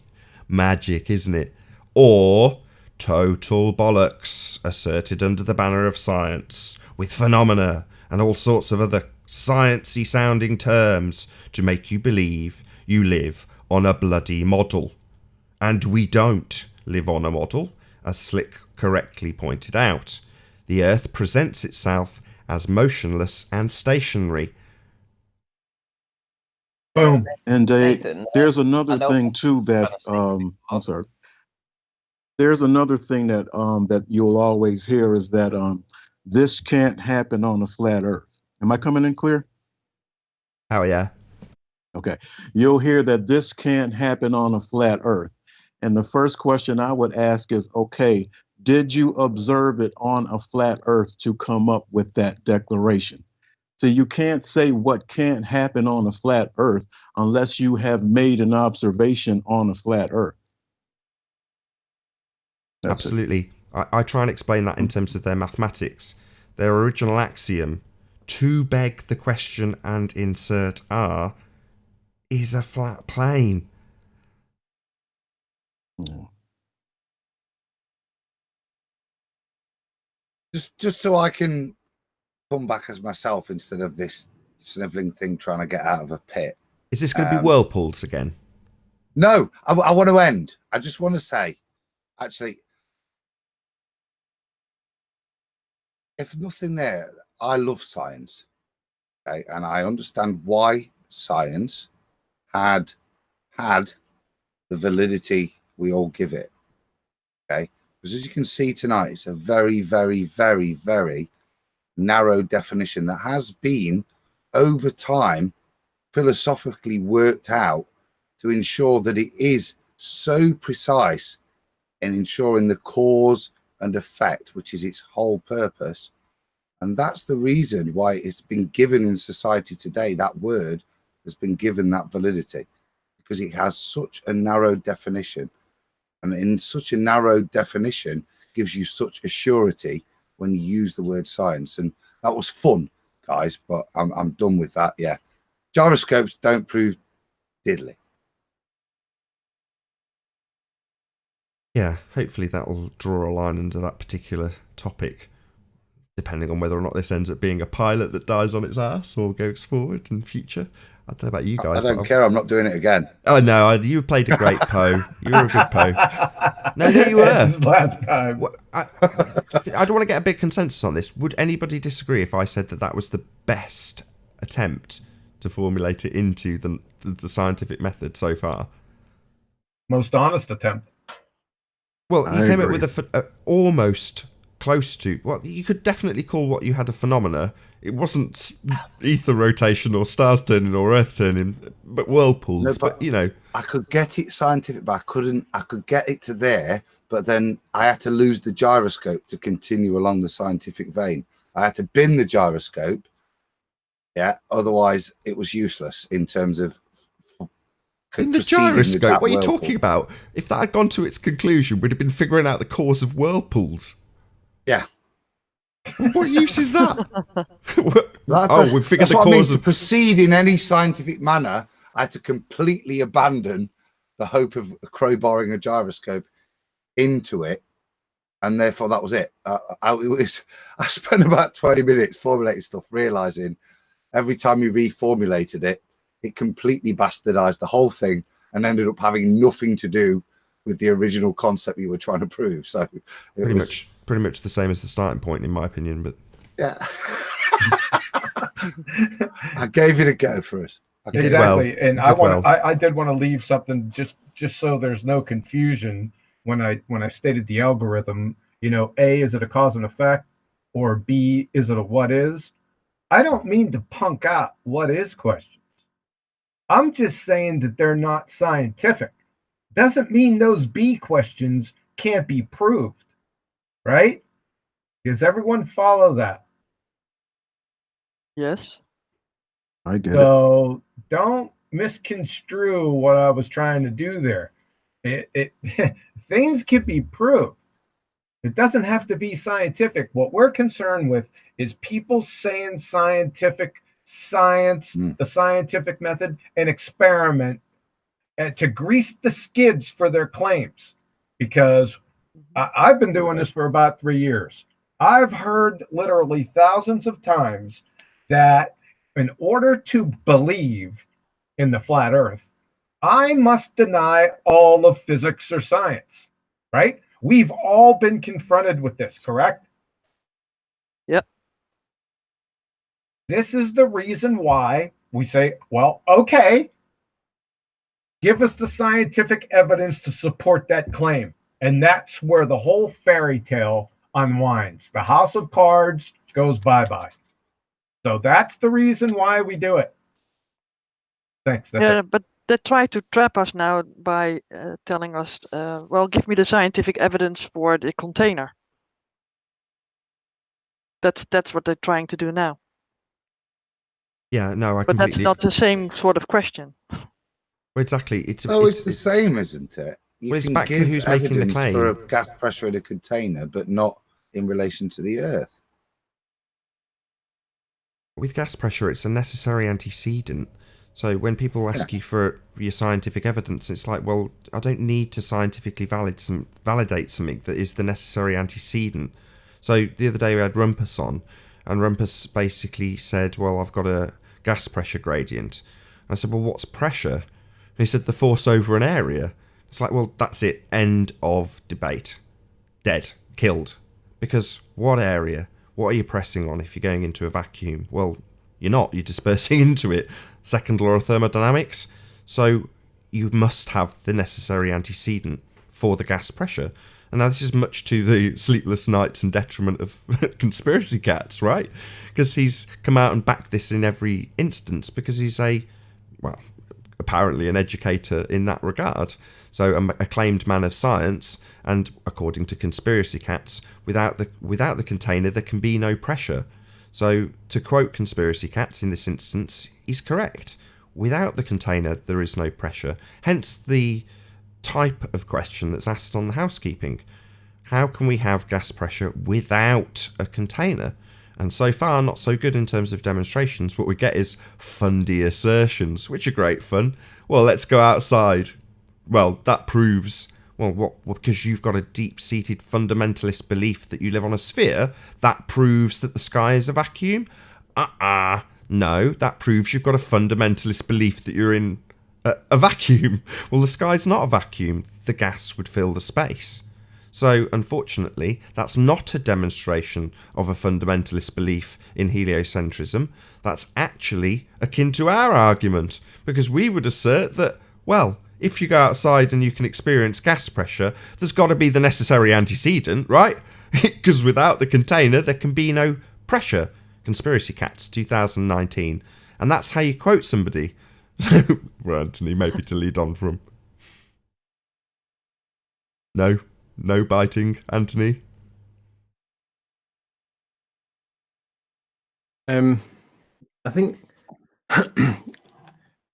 I think we've kind of flogged a dead horse in some respects. I think that we've made the point that many times over and over and over again that people hear it, but it doesn't go in, it doesn't register. I think it's taken that documentary for people to pay attention to it, because for the last week, everybody's been talking about whether or not gyroscopes prove anything. And that's a really good discussion to have within the community. Forget what the ballers say or do. The fact that everybody in the community has got a view on it or just don't understand it. But what I want to do is just play this little snip, because the reality is that if we can conclude that a scientific experiment is one that does manipulate something to prove a cause and effect relationship, as opposed to something that just measures something, then we can distinguish between science and non-science, pseudoscience. Because if we can do that, then we can shut the door to heliocentrism, because heliocentrism only comes in through pseudoscience. So the easiest way to decide whether or not something is scientific is whether or not there was something manipulated to prove a cause and effect relationship. So this is that little song. I'm just going to play a couple of seconds of it. Wiggle it just a little bit. I want to see you wiggle it just a little bit. That's a groove. That's it. If you can't wiggle it or don't wiggle it and you just measure something, then it's outside of science, right? It's interesting. It might be a correlation.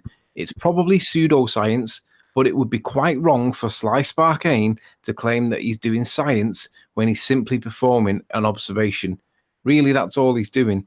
So that's the reason why. Let's kick pseudoscience out, stop heliocentrism coming in, and basically tell people that claim that they're doing science that, well, what did you manipulate?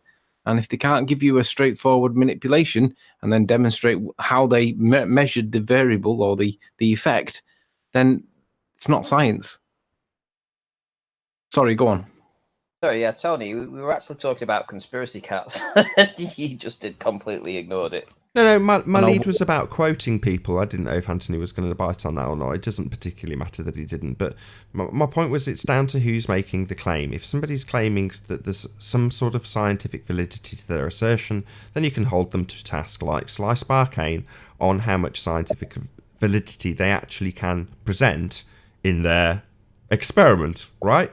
Well, that's what I'm kind of saying. Whereas if it comes to something like the gas pressure without a container, well, we're not talking about something that needs any sciencing. We're not talking about a cause and effect relationship. We're talking about the necessary antecedent being defied by these people that claim that the sky is a vacuum. So it depends on what claim is being made, what assertions being made, and there's loads of assertions that we have science for a globe, and there isn't any. That's why we're holding people to task on it. But again, to summarise, there's going to be people out there that, out of the goodness of their heart, that want to answer the questions that people are left with when they appreciate that they've endured the biggest deception in mankind's history. We've got a ball belief. We don't live on a spinning ball. Well, what do we live on? What is causing this, that, and the other? Well, there's going to be people that want to answer those questions, and we can only applaud them for doing so. But, in my humble opinion, the way forward is to, well, this because I've got the double-edged sword, right? And it's me chopping people's heads off on both sides. But yeah, I would prefer to focus on the people that are deceiving us in the mainstream narrative, that is to say, heliocentric narrative, and chop their heads off, because it's much more fun for me, and not very much fun chopping people like Bob's head off. I've got to be honest. Any more for any more? Or is that where we round out this show? I've got a little bit, but I've really enjoyed tonight because it's been really good fun. And I think both me and John know, as John said there, there's places where this needs to go in terms of, for those who are, and I'm not being patronising here, a little more adept with regards to the conversation that is going off. But I think for tonight, and with regards to a lot of the baller assumptions, being able to differentiate the two things, I think, is the fundamentals that we've all got to get to. When we then start to get into starting to break down the sort of nuances of the difference between what's technology, what is science, and what's the bloody obvious, I think that's the next step. Differentiation only comes after you're able to define the criterion. And I think we live in a world right now where, for the mainstream, we're not even able to define the criteria. And once we're able to do that, then we are able to progress and argue, like I think me and John did a little bit there. And I think if I tell you what, mate, off air, I need to actually get this written down, and I'd love me and you, pal, to just go through it and underline what's science, what's thinking, what requires further scientific validation to allow X, Y, and Z, and the levels of inference that you draw from all of the multiple things we discussed tonight that might get you to a logical. And this is the most important thing for me. Doesn't matter what we've argued tonight. When we talk about the earth and science, the two don't marry. We can only talk logic and reason if we're going to talk about the world in which we live in. And the real good bit was Slick Johnson there, which is, where do we start from? Why are we inventing shit outside of what we experience? And yeah, I'm on my rant there. That's good. Did you want to add anything to that, Slick? No, it's pretty much said it all. I think it's one of those things that you just have to empty yourself. You can't go into something with a preconceived notion. You have to go in with an empty mind before you can see clearly. And Kim said it best. What is his name? Eban. He was talking about a martial arts person that was trying to learn from another martial artist. And what he came to find out was that he couldn't learn anything because he was already too full. He had to empty what he already had in order to get more knowledge. So when you look out at the globe, you're looking at it with a preconceived notion. Empty yourself of that and then take a look, and then things will look differently. Absolutely. I think that might be a topic for another show if we do one, because John and I have had the similar conversation when it came to this exact subject, i.e. science, which was to say that after the fact, John said, well, it was really easy to give you this information and in an effective way for you to disseminate it because you're a blank canvas. You've not gone through the education system and learnt their way of doing it. In other words, where I say that in the classroom they tell you what science is and then immediately tell you what a molten iron core is, well, that doesn't change as you go through the education system. It gets worse. Well, fortunately for me, as the case may be, I didn't. Well, that meant that it was very easy for me to have that information poured into a blank canvas. Well, in the way Slick puts it, when you think of yourself as a glober, if you're a flat earther currently, of course, there are globers watching right now, but you weren't a blank canvas. You've got lots of preconceived notions about what things are and how they work. And yeah, you've got to empty those preconceived notions out. Any more? I think that's the beauty of you, Nathan. You're intelligent enough to take this in, pal, and you have no preconceived notions. And just as I said, I'll give this a go. And literally, once I started engaging intellectually, you saw how quickly I realized I couldn't progress myself. And I think that's indicative. John alluded to my dealings with academia, which is, it's there. And this is the beauty of you, mate. There is none of that. And they might go, oh, you're not academically trained. Well, actually, as somebody who is probably a scientist, if you want to use that word, and is trained quite high in academia, you batter me, mate, in terms of taking on a concept, because you don't have the programming. You don't have my secondary, tertiary thoughts to reinforce how I hold shit together. You take it and you analyze it, and that's painful for some people. But for me, ego's got to go, hasn't it? And Johnson talks about getting rid of everything. I think it's not about getting rid. I think it's about re-evaluating it from this proper perspective with the correct definition of the words. Don't bin it, re-evaluate it, and then refile it in the correct place. Don't necessarily stick it back in the science drawer. Yeah, stick it in the right category.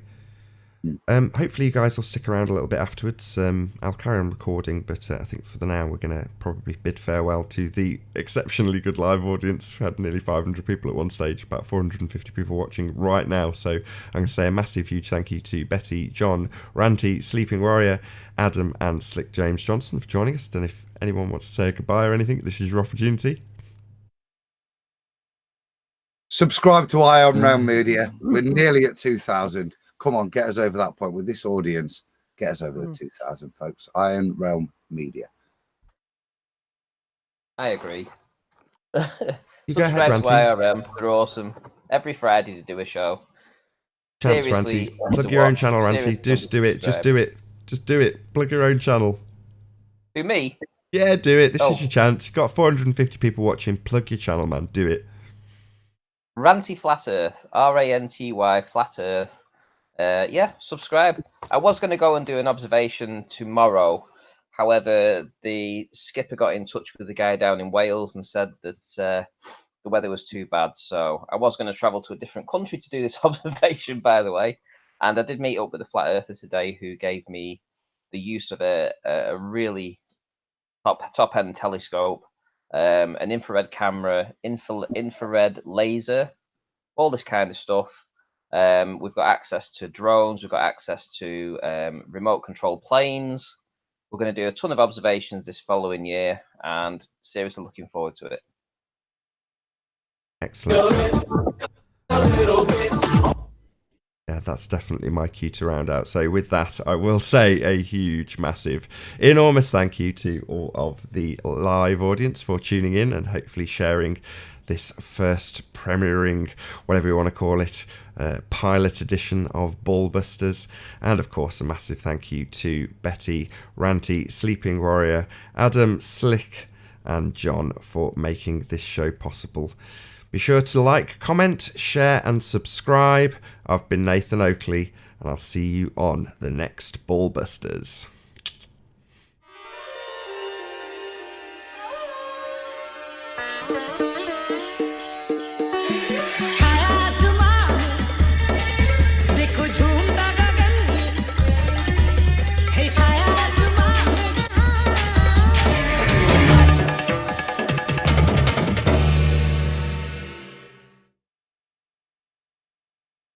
Doesn't she? How? Yeah. Yeah, he Right, sticks his, FYI, you if know you're what, hanging through the around, hole. just FYI, we are still recording, so whatever we say now, I'll put on the second channel. They'll go out to limited audience, just so you know. Okay, yeah, that's fine. Well, in that case, Nathan, are you old enough to have got a hard on as a teenager? Excuse me? I didn't expect it to immediately get that lewd. What? Well, I don't care. What? Randy brought up Porky's, and Porky's is all about peeping through it's the shower scene, as I remember it, getting a VHS copy of Porky's. Yeah. Move it, Les! Oh, pull it. You have to admit, being a kid growing up, and Porky's, you know, I mean, when they look through to the shower scene, you know, for most young lads, it's kind of an erotic scene. Yeah, Hey, Randy, I remember that's Porky's. what did me this week, right? I was trying to think how to title the IRM stuff. The second show we've I've discussed. got to apologise straight away. I'm really sorry about this, Betty. Can we not get the cigars and brandy out? Right. Sorry. That's what it was. Right. I'm sitting here. There's a lady on the panel. Thank you, Nathan. I should not go on to weird science then, because that gets even worse. So sorry, guys. I've seen that movie, by the way.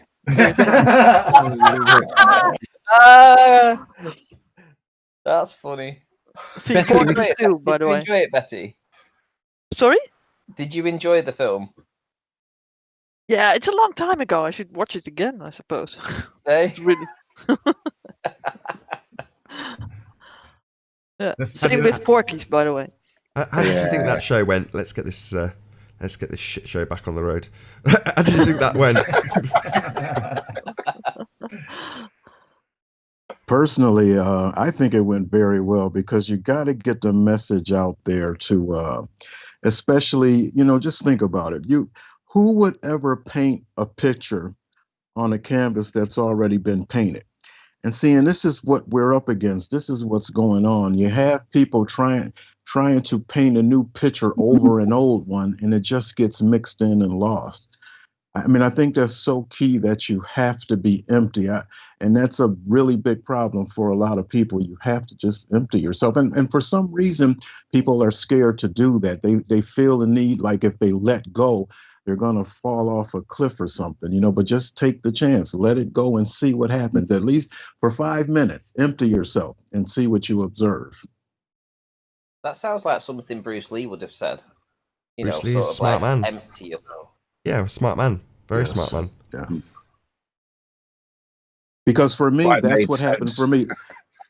When I first got into flat Earth, I was into it for months and months, and I was totally tossed back and forth. One day this way, the next day, you know, and it kept going back and forth, and it really got intense. And finally, I said to myself, I said, okay, you got to do something here. What could you possibly do to get on some kind of track? And that's when I said to myself, okay, let's just empty. Today is my first day of existence. What do I see?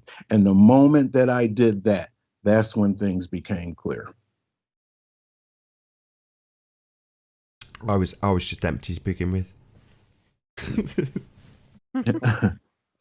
Maybe that's the best starting point. So Betty, you know, I noticed you're like you said, you're a little bit shy. So is there anything that you perhaps wanted to jump into or speak to the guys about, you know, that you didn't get a chance to in the main show? Yeah, not much. I think that most things were said.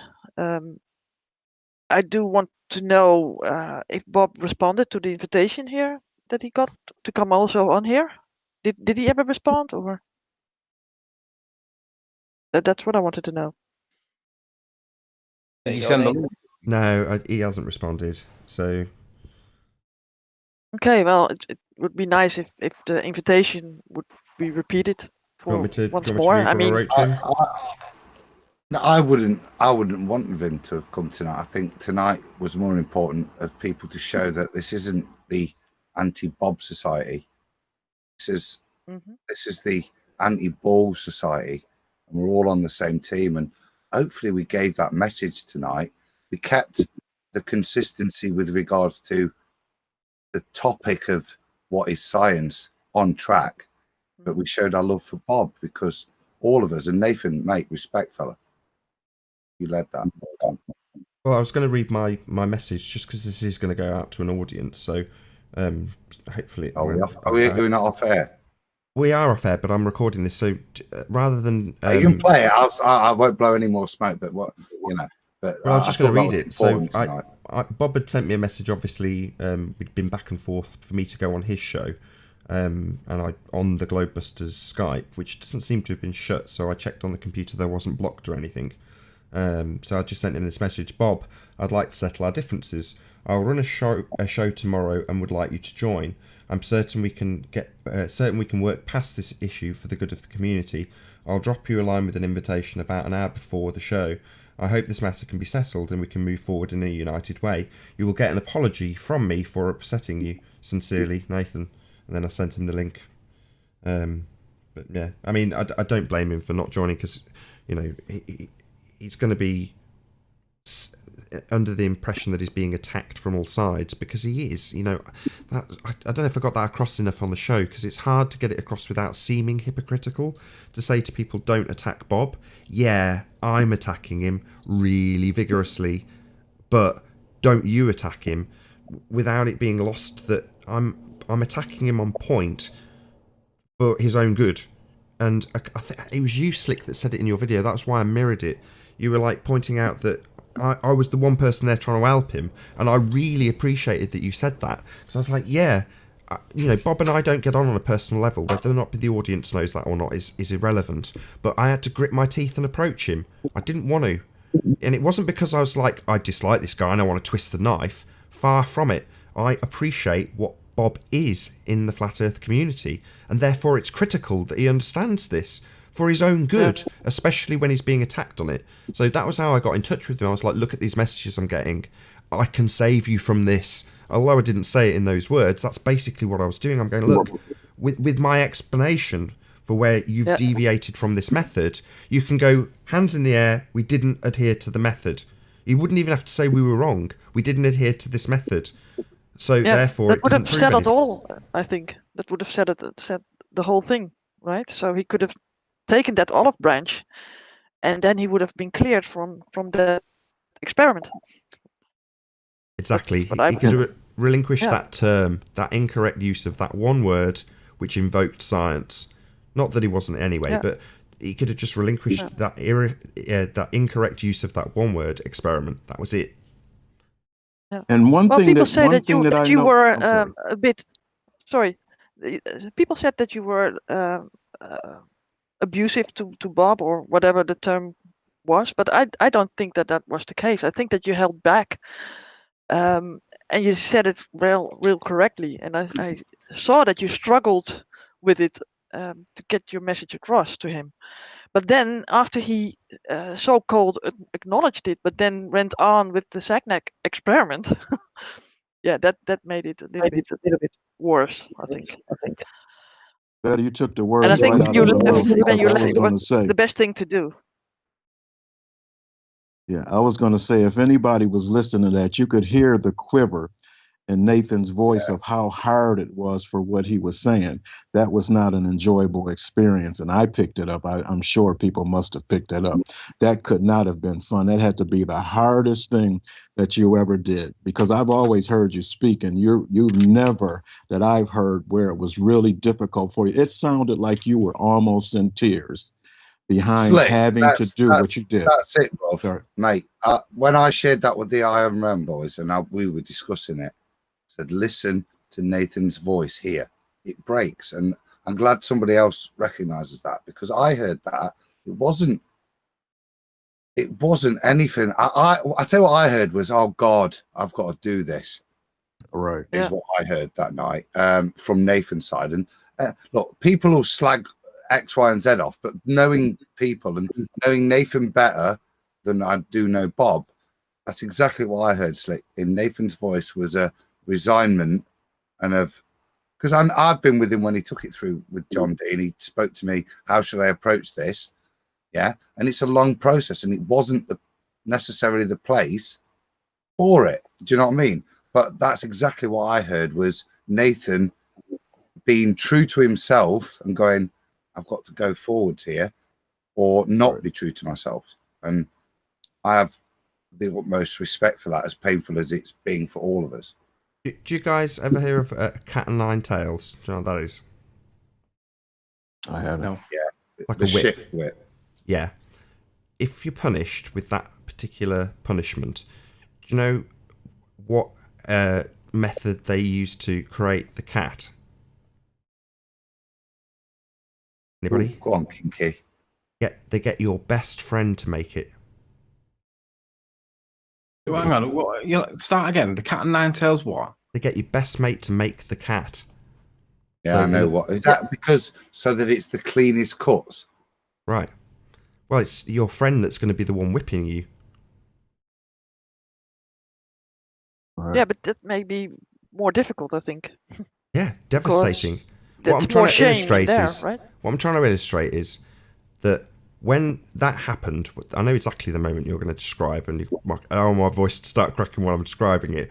But yeah, basically what's happening in my mind is I've got a knife sharpener and a giant sword, and I'm sharpening it up to chop his head off.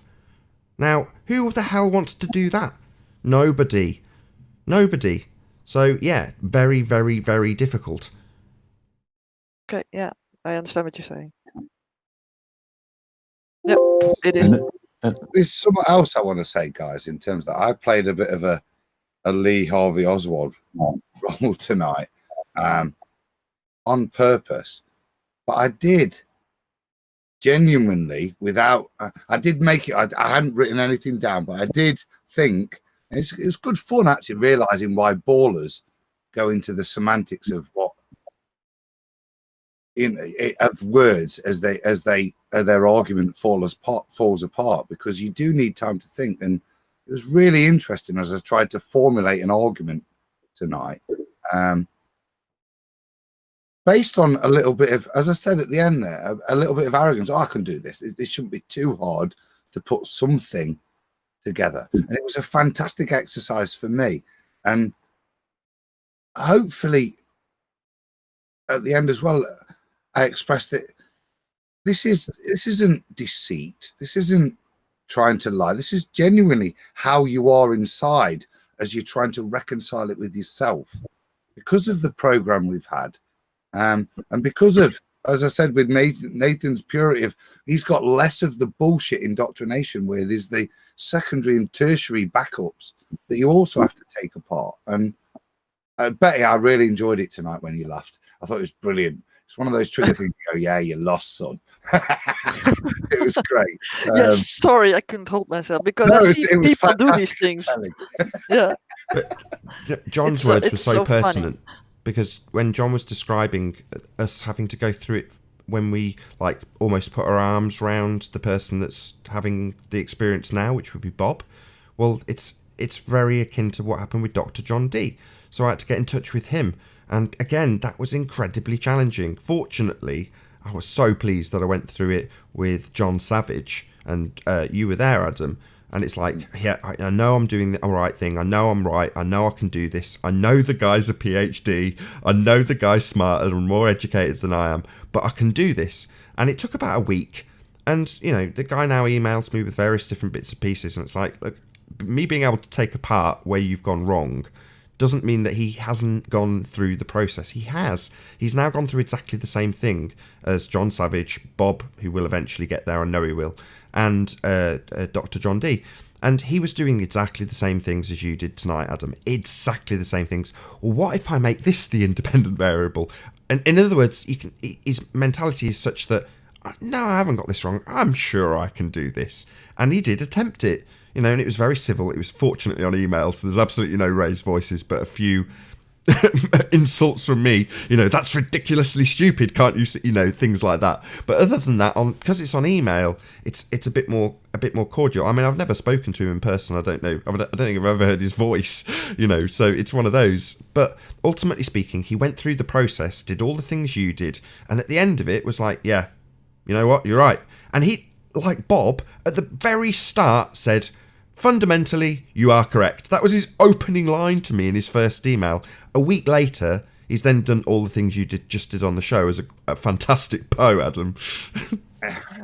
Yeah, well, you have to write these things out, I think, and what John did with presenting it and writing the things out, that helps a lot, because then people see how they are wiggling around the whole hypothesis thing. What is the effect? What's the cause and stuff? And that's what I wanted to say. What I said, Betty, there to John at the end. I actually found that a really fantastic process to go through, and some of the thought processes I went through, I'd love to go through again with John and reveal to people as I frantically tried to put shit together to carry on talking bullshit. It was fantastic intellectual fun. Are you going to say that you don't know shit? Even though I knew before I started where I'd already lost, but I did want to do it, to try my best. Do you know what I mean? To give it a go. And it was, I think I'd love to go through it, John. And I said, and also go through what is science, what is technology, and what isn't, and the likes, and go through some of the arguments, because I found that quite enjoyable as an intellectual puzzle. Do you know what I mean? As a challenge. And that's how you learn. That's how you learn, by the way. By sometimes making mistakes, you learn. Yeah. Like I said,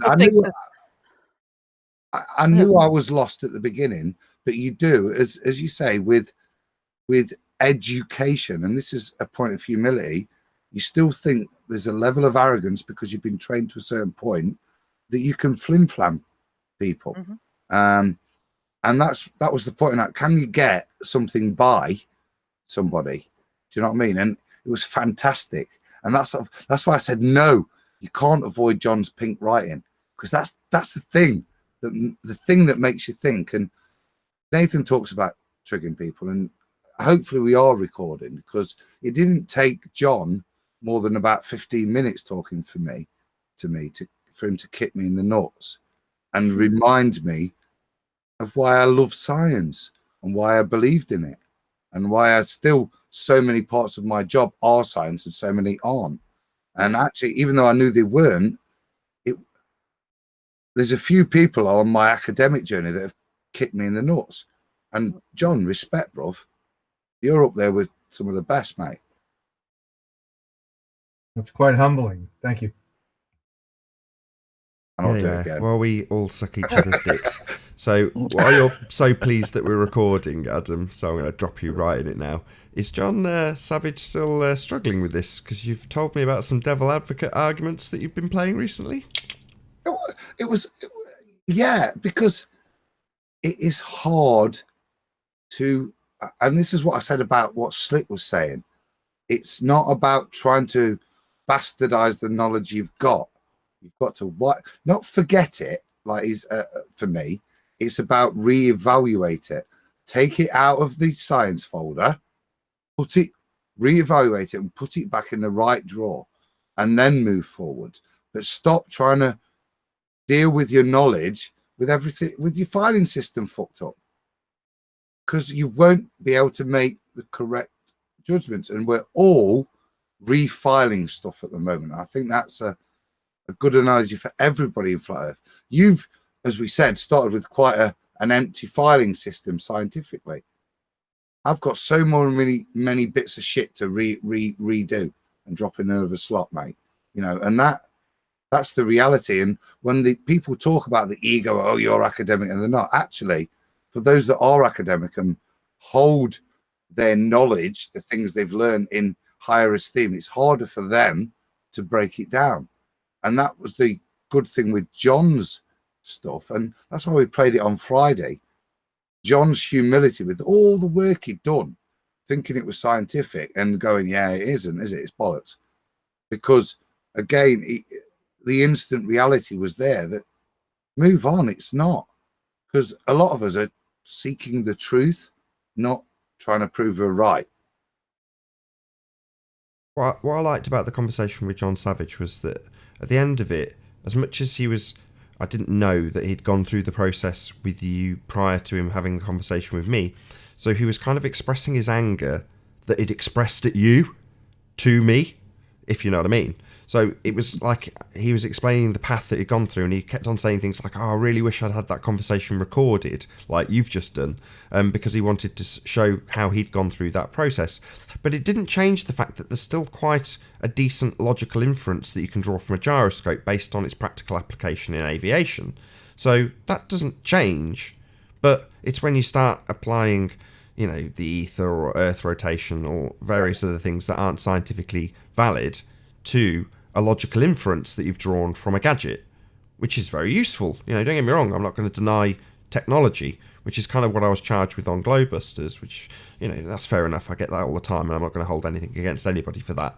But, you know, that again, that's a bugbear for Anthony. He's not here at the moment. Well, that was the point I was trying to make tonight, tongue in cheek. Do you know what I mean? Sticking my neck there and doing that, because all of those arguments were born out of conversations and trying to work your way through which bit is the science.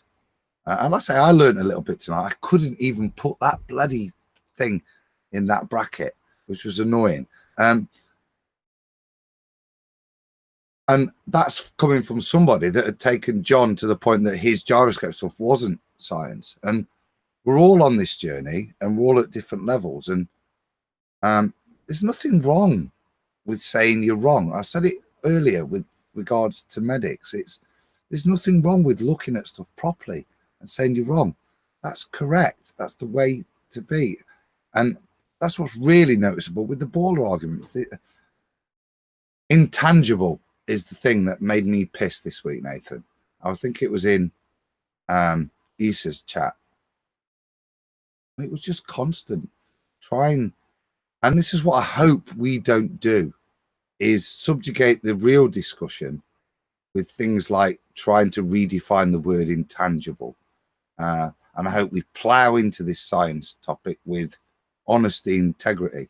And if that means you're wrong, right? Get on and move forward being correct. That's just ballers never wanting to concede anything ever. Yeah. I mean, I've heard a similar argument that might parallel that, which is people trying to constantly turn things into concepts.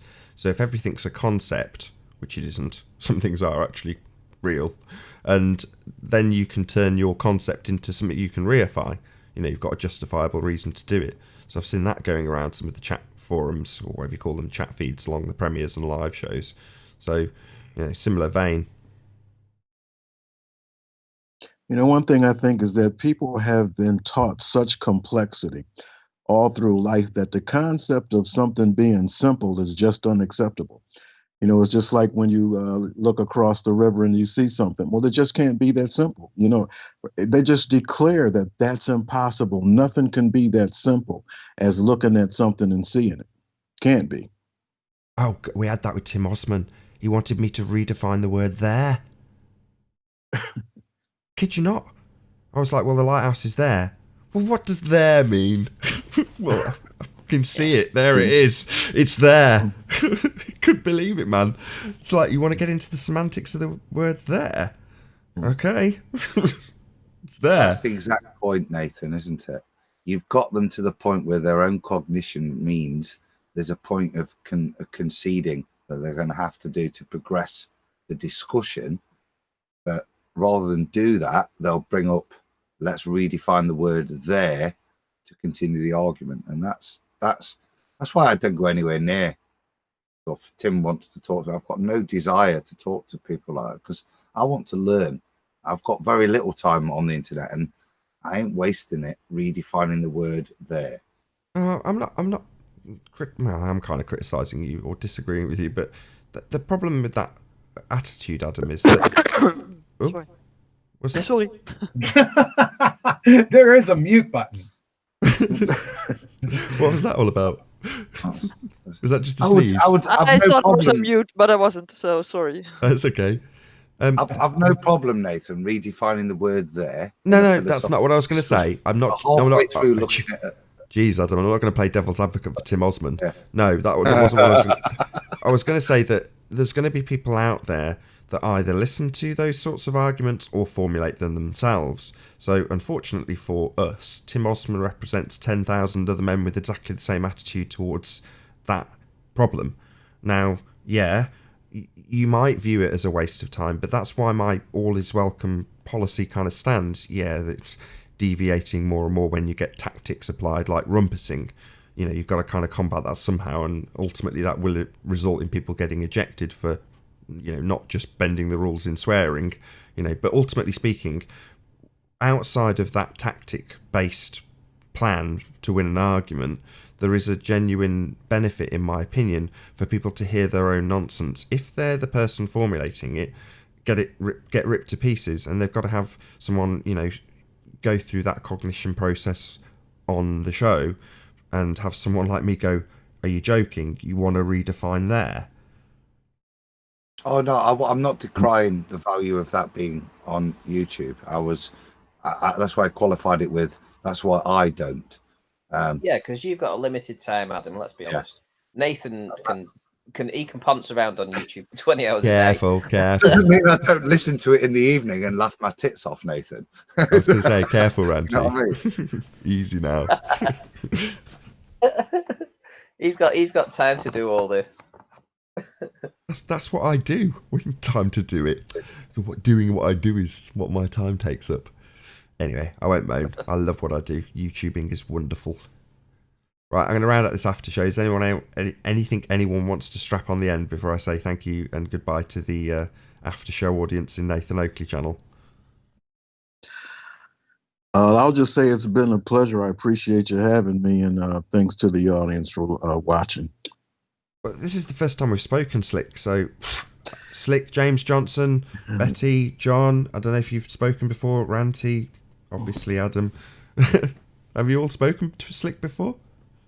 No, I was going to say, are we chilling for a few minutes afterwards? Or Yeah, definitely. I'm going to hang around when I say thank you to the audience. That's a good cue for me to do exactly that. So I will, with that, say a huge, massive, enormous thank you to everyone who has joined us in the premiering stream on Nathan Oakley channel. Hopefully you've liked, commented, shared, subscribed, hit the super chat, all that good stuff. So yes, if you need something to keep you occupied after this has ended, then go to nathanoakley.com and check out the Flat Earth Debate Forum to keep up to date with the Flat Earth Debate there. Massive thanks again to all of you in this panel. Slick, James Johnson, let me get it right, Ranty Flat Earth, Betty von Valsen, God, you can tell it's late, Quantum Eraser, and who else have I missed? Adam Meakin. Yes, I think I've got everybody. If I've missed anybody, then I'll be making apologies in the comments. But yes, with that, I'll say again a thank you to you in the premiering audience. I've been Nathan Oakley, and I'll see you all in the next video.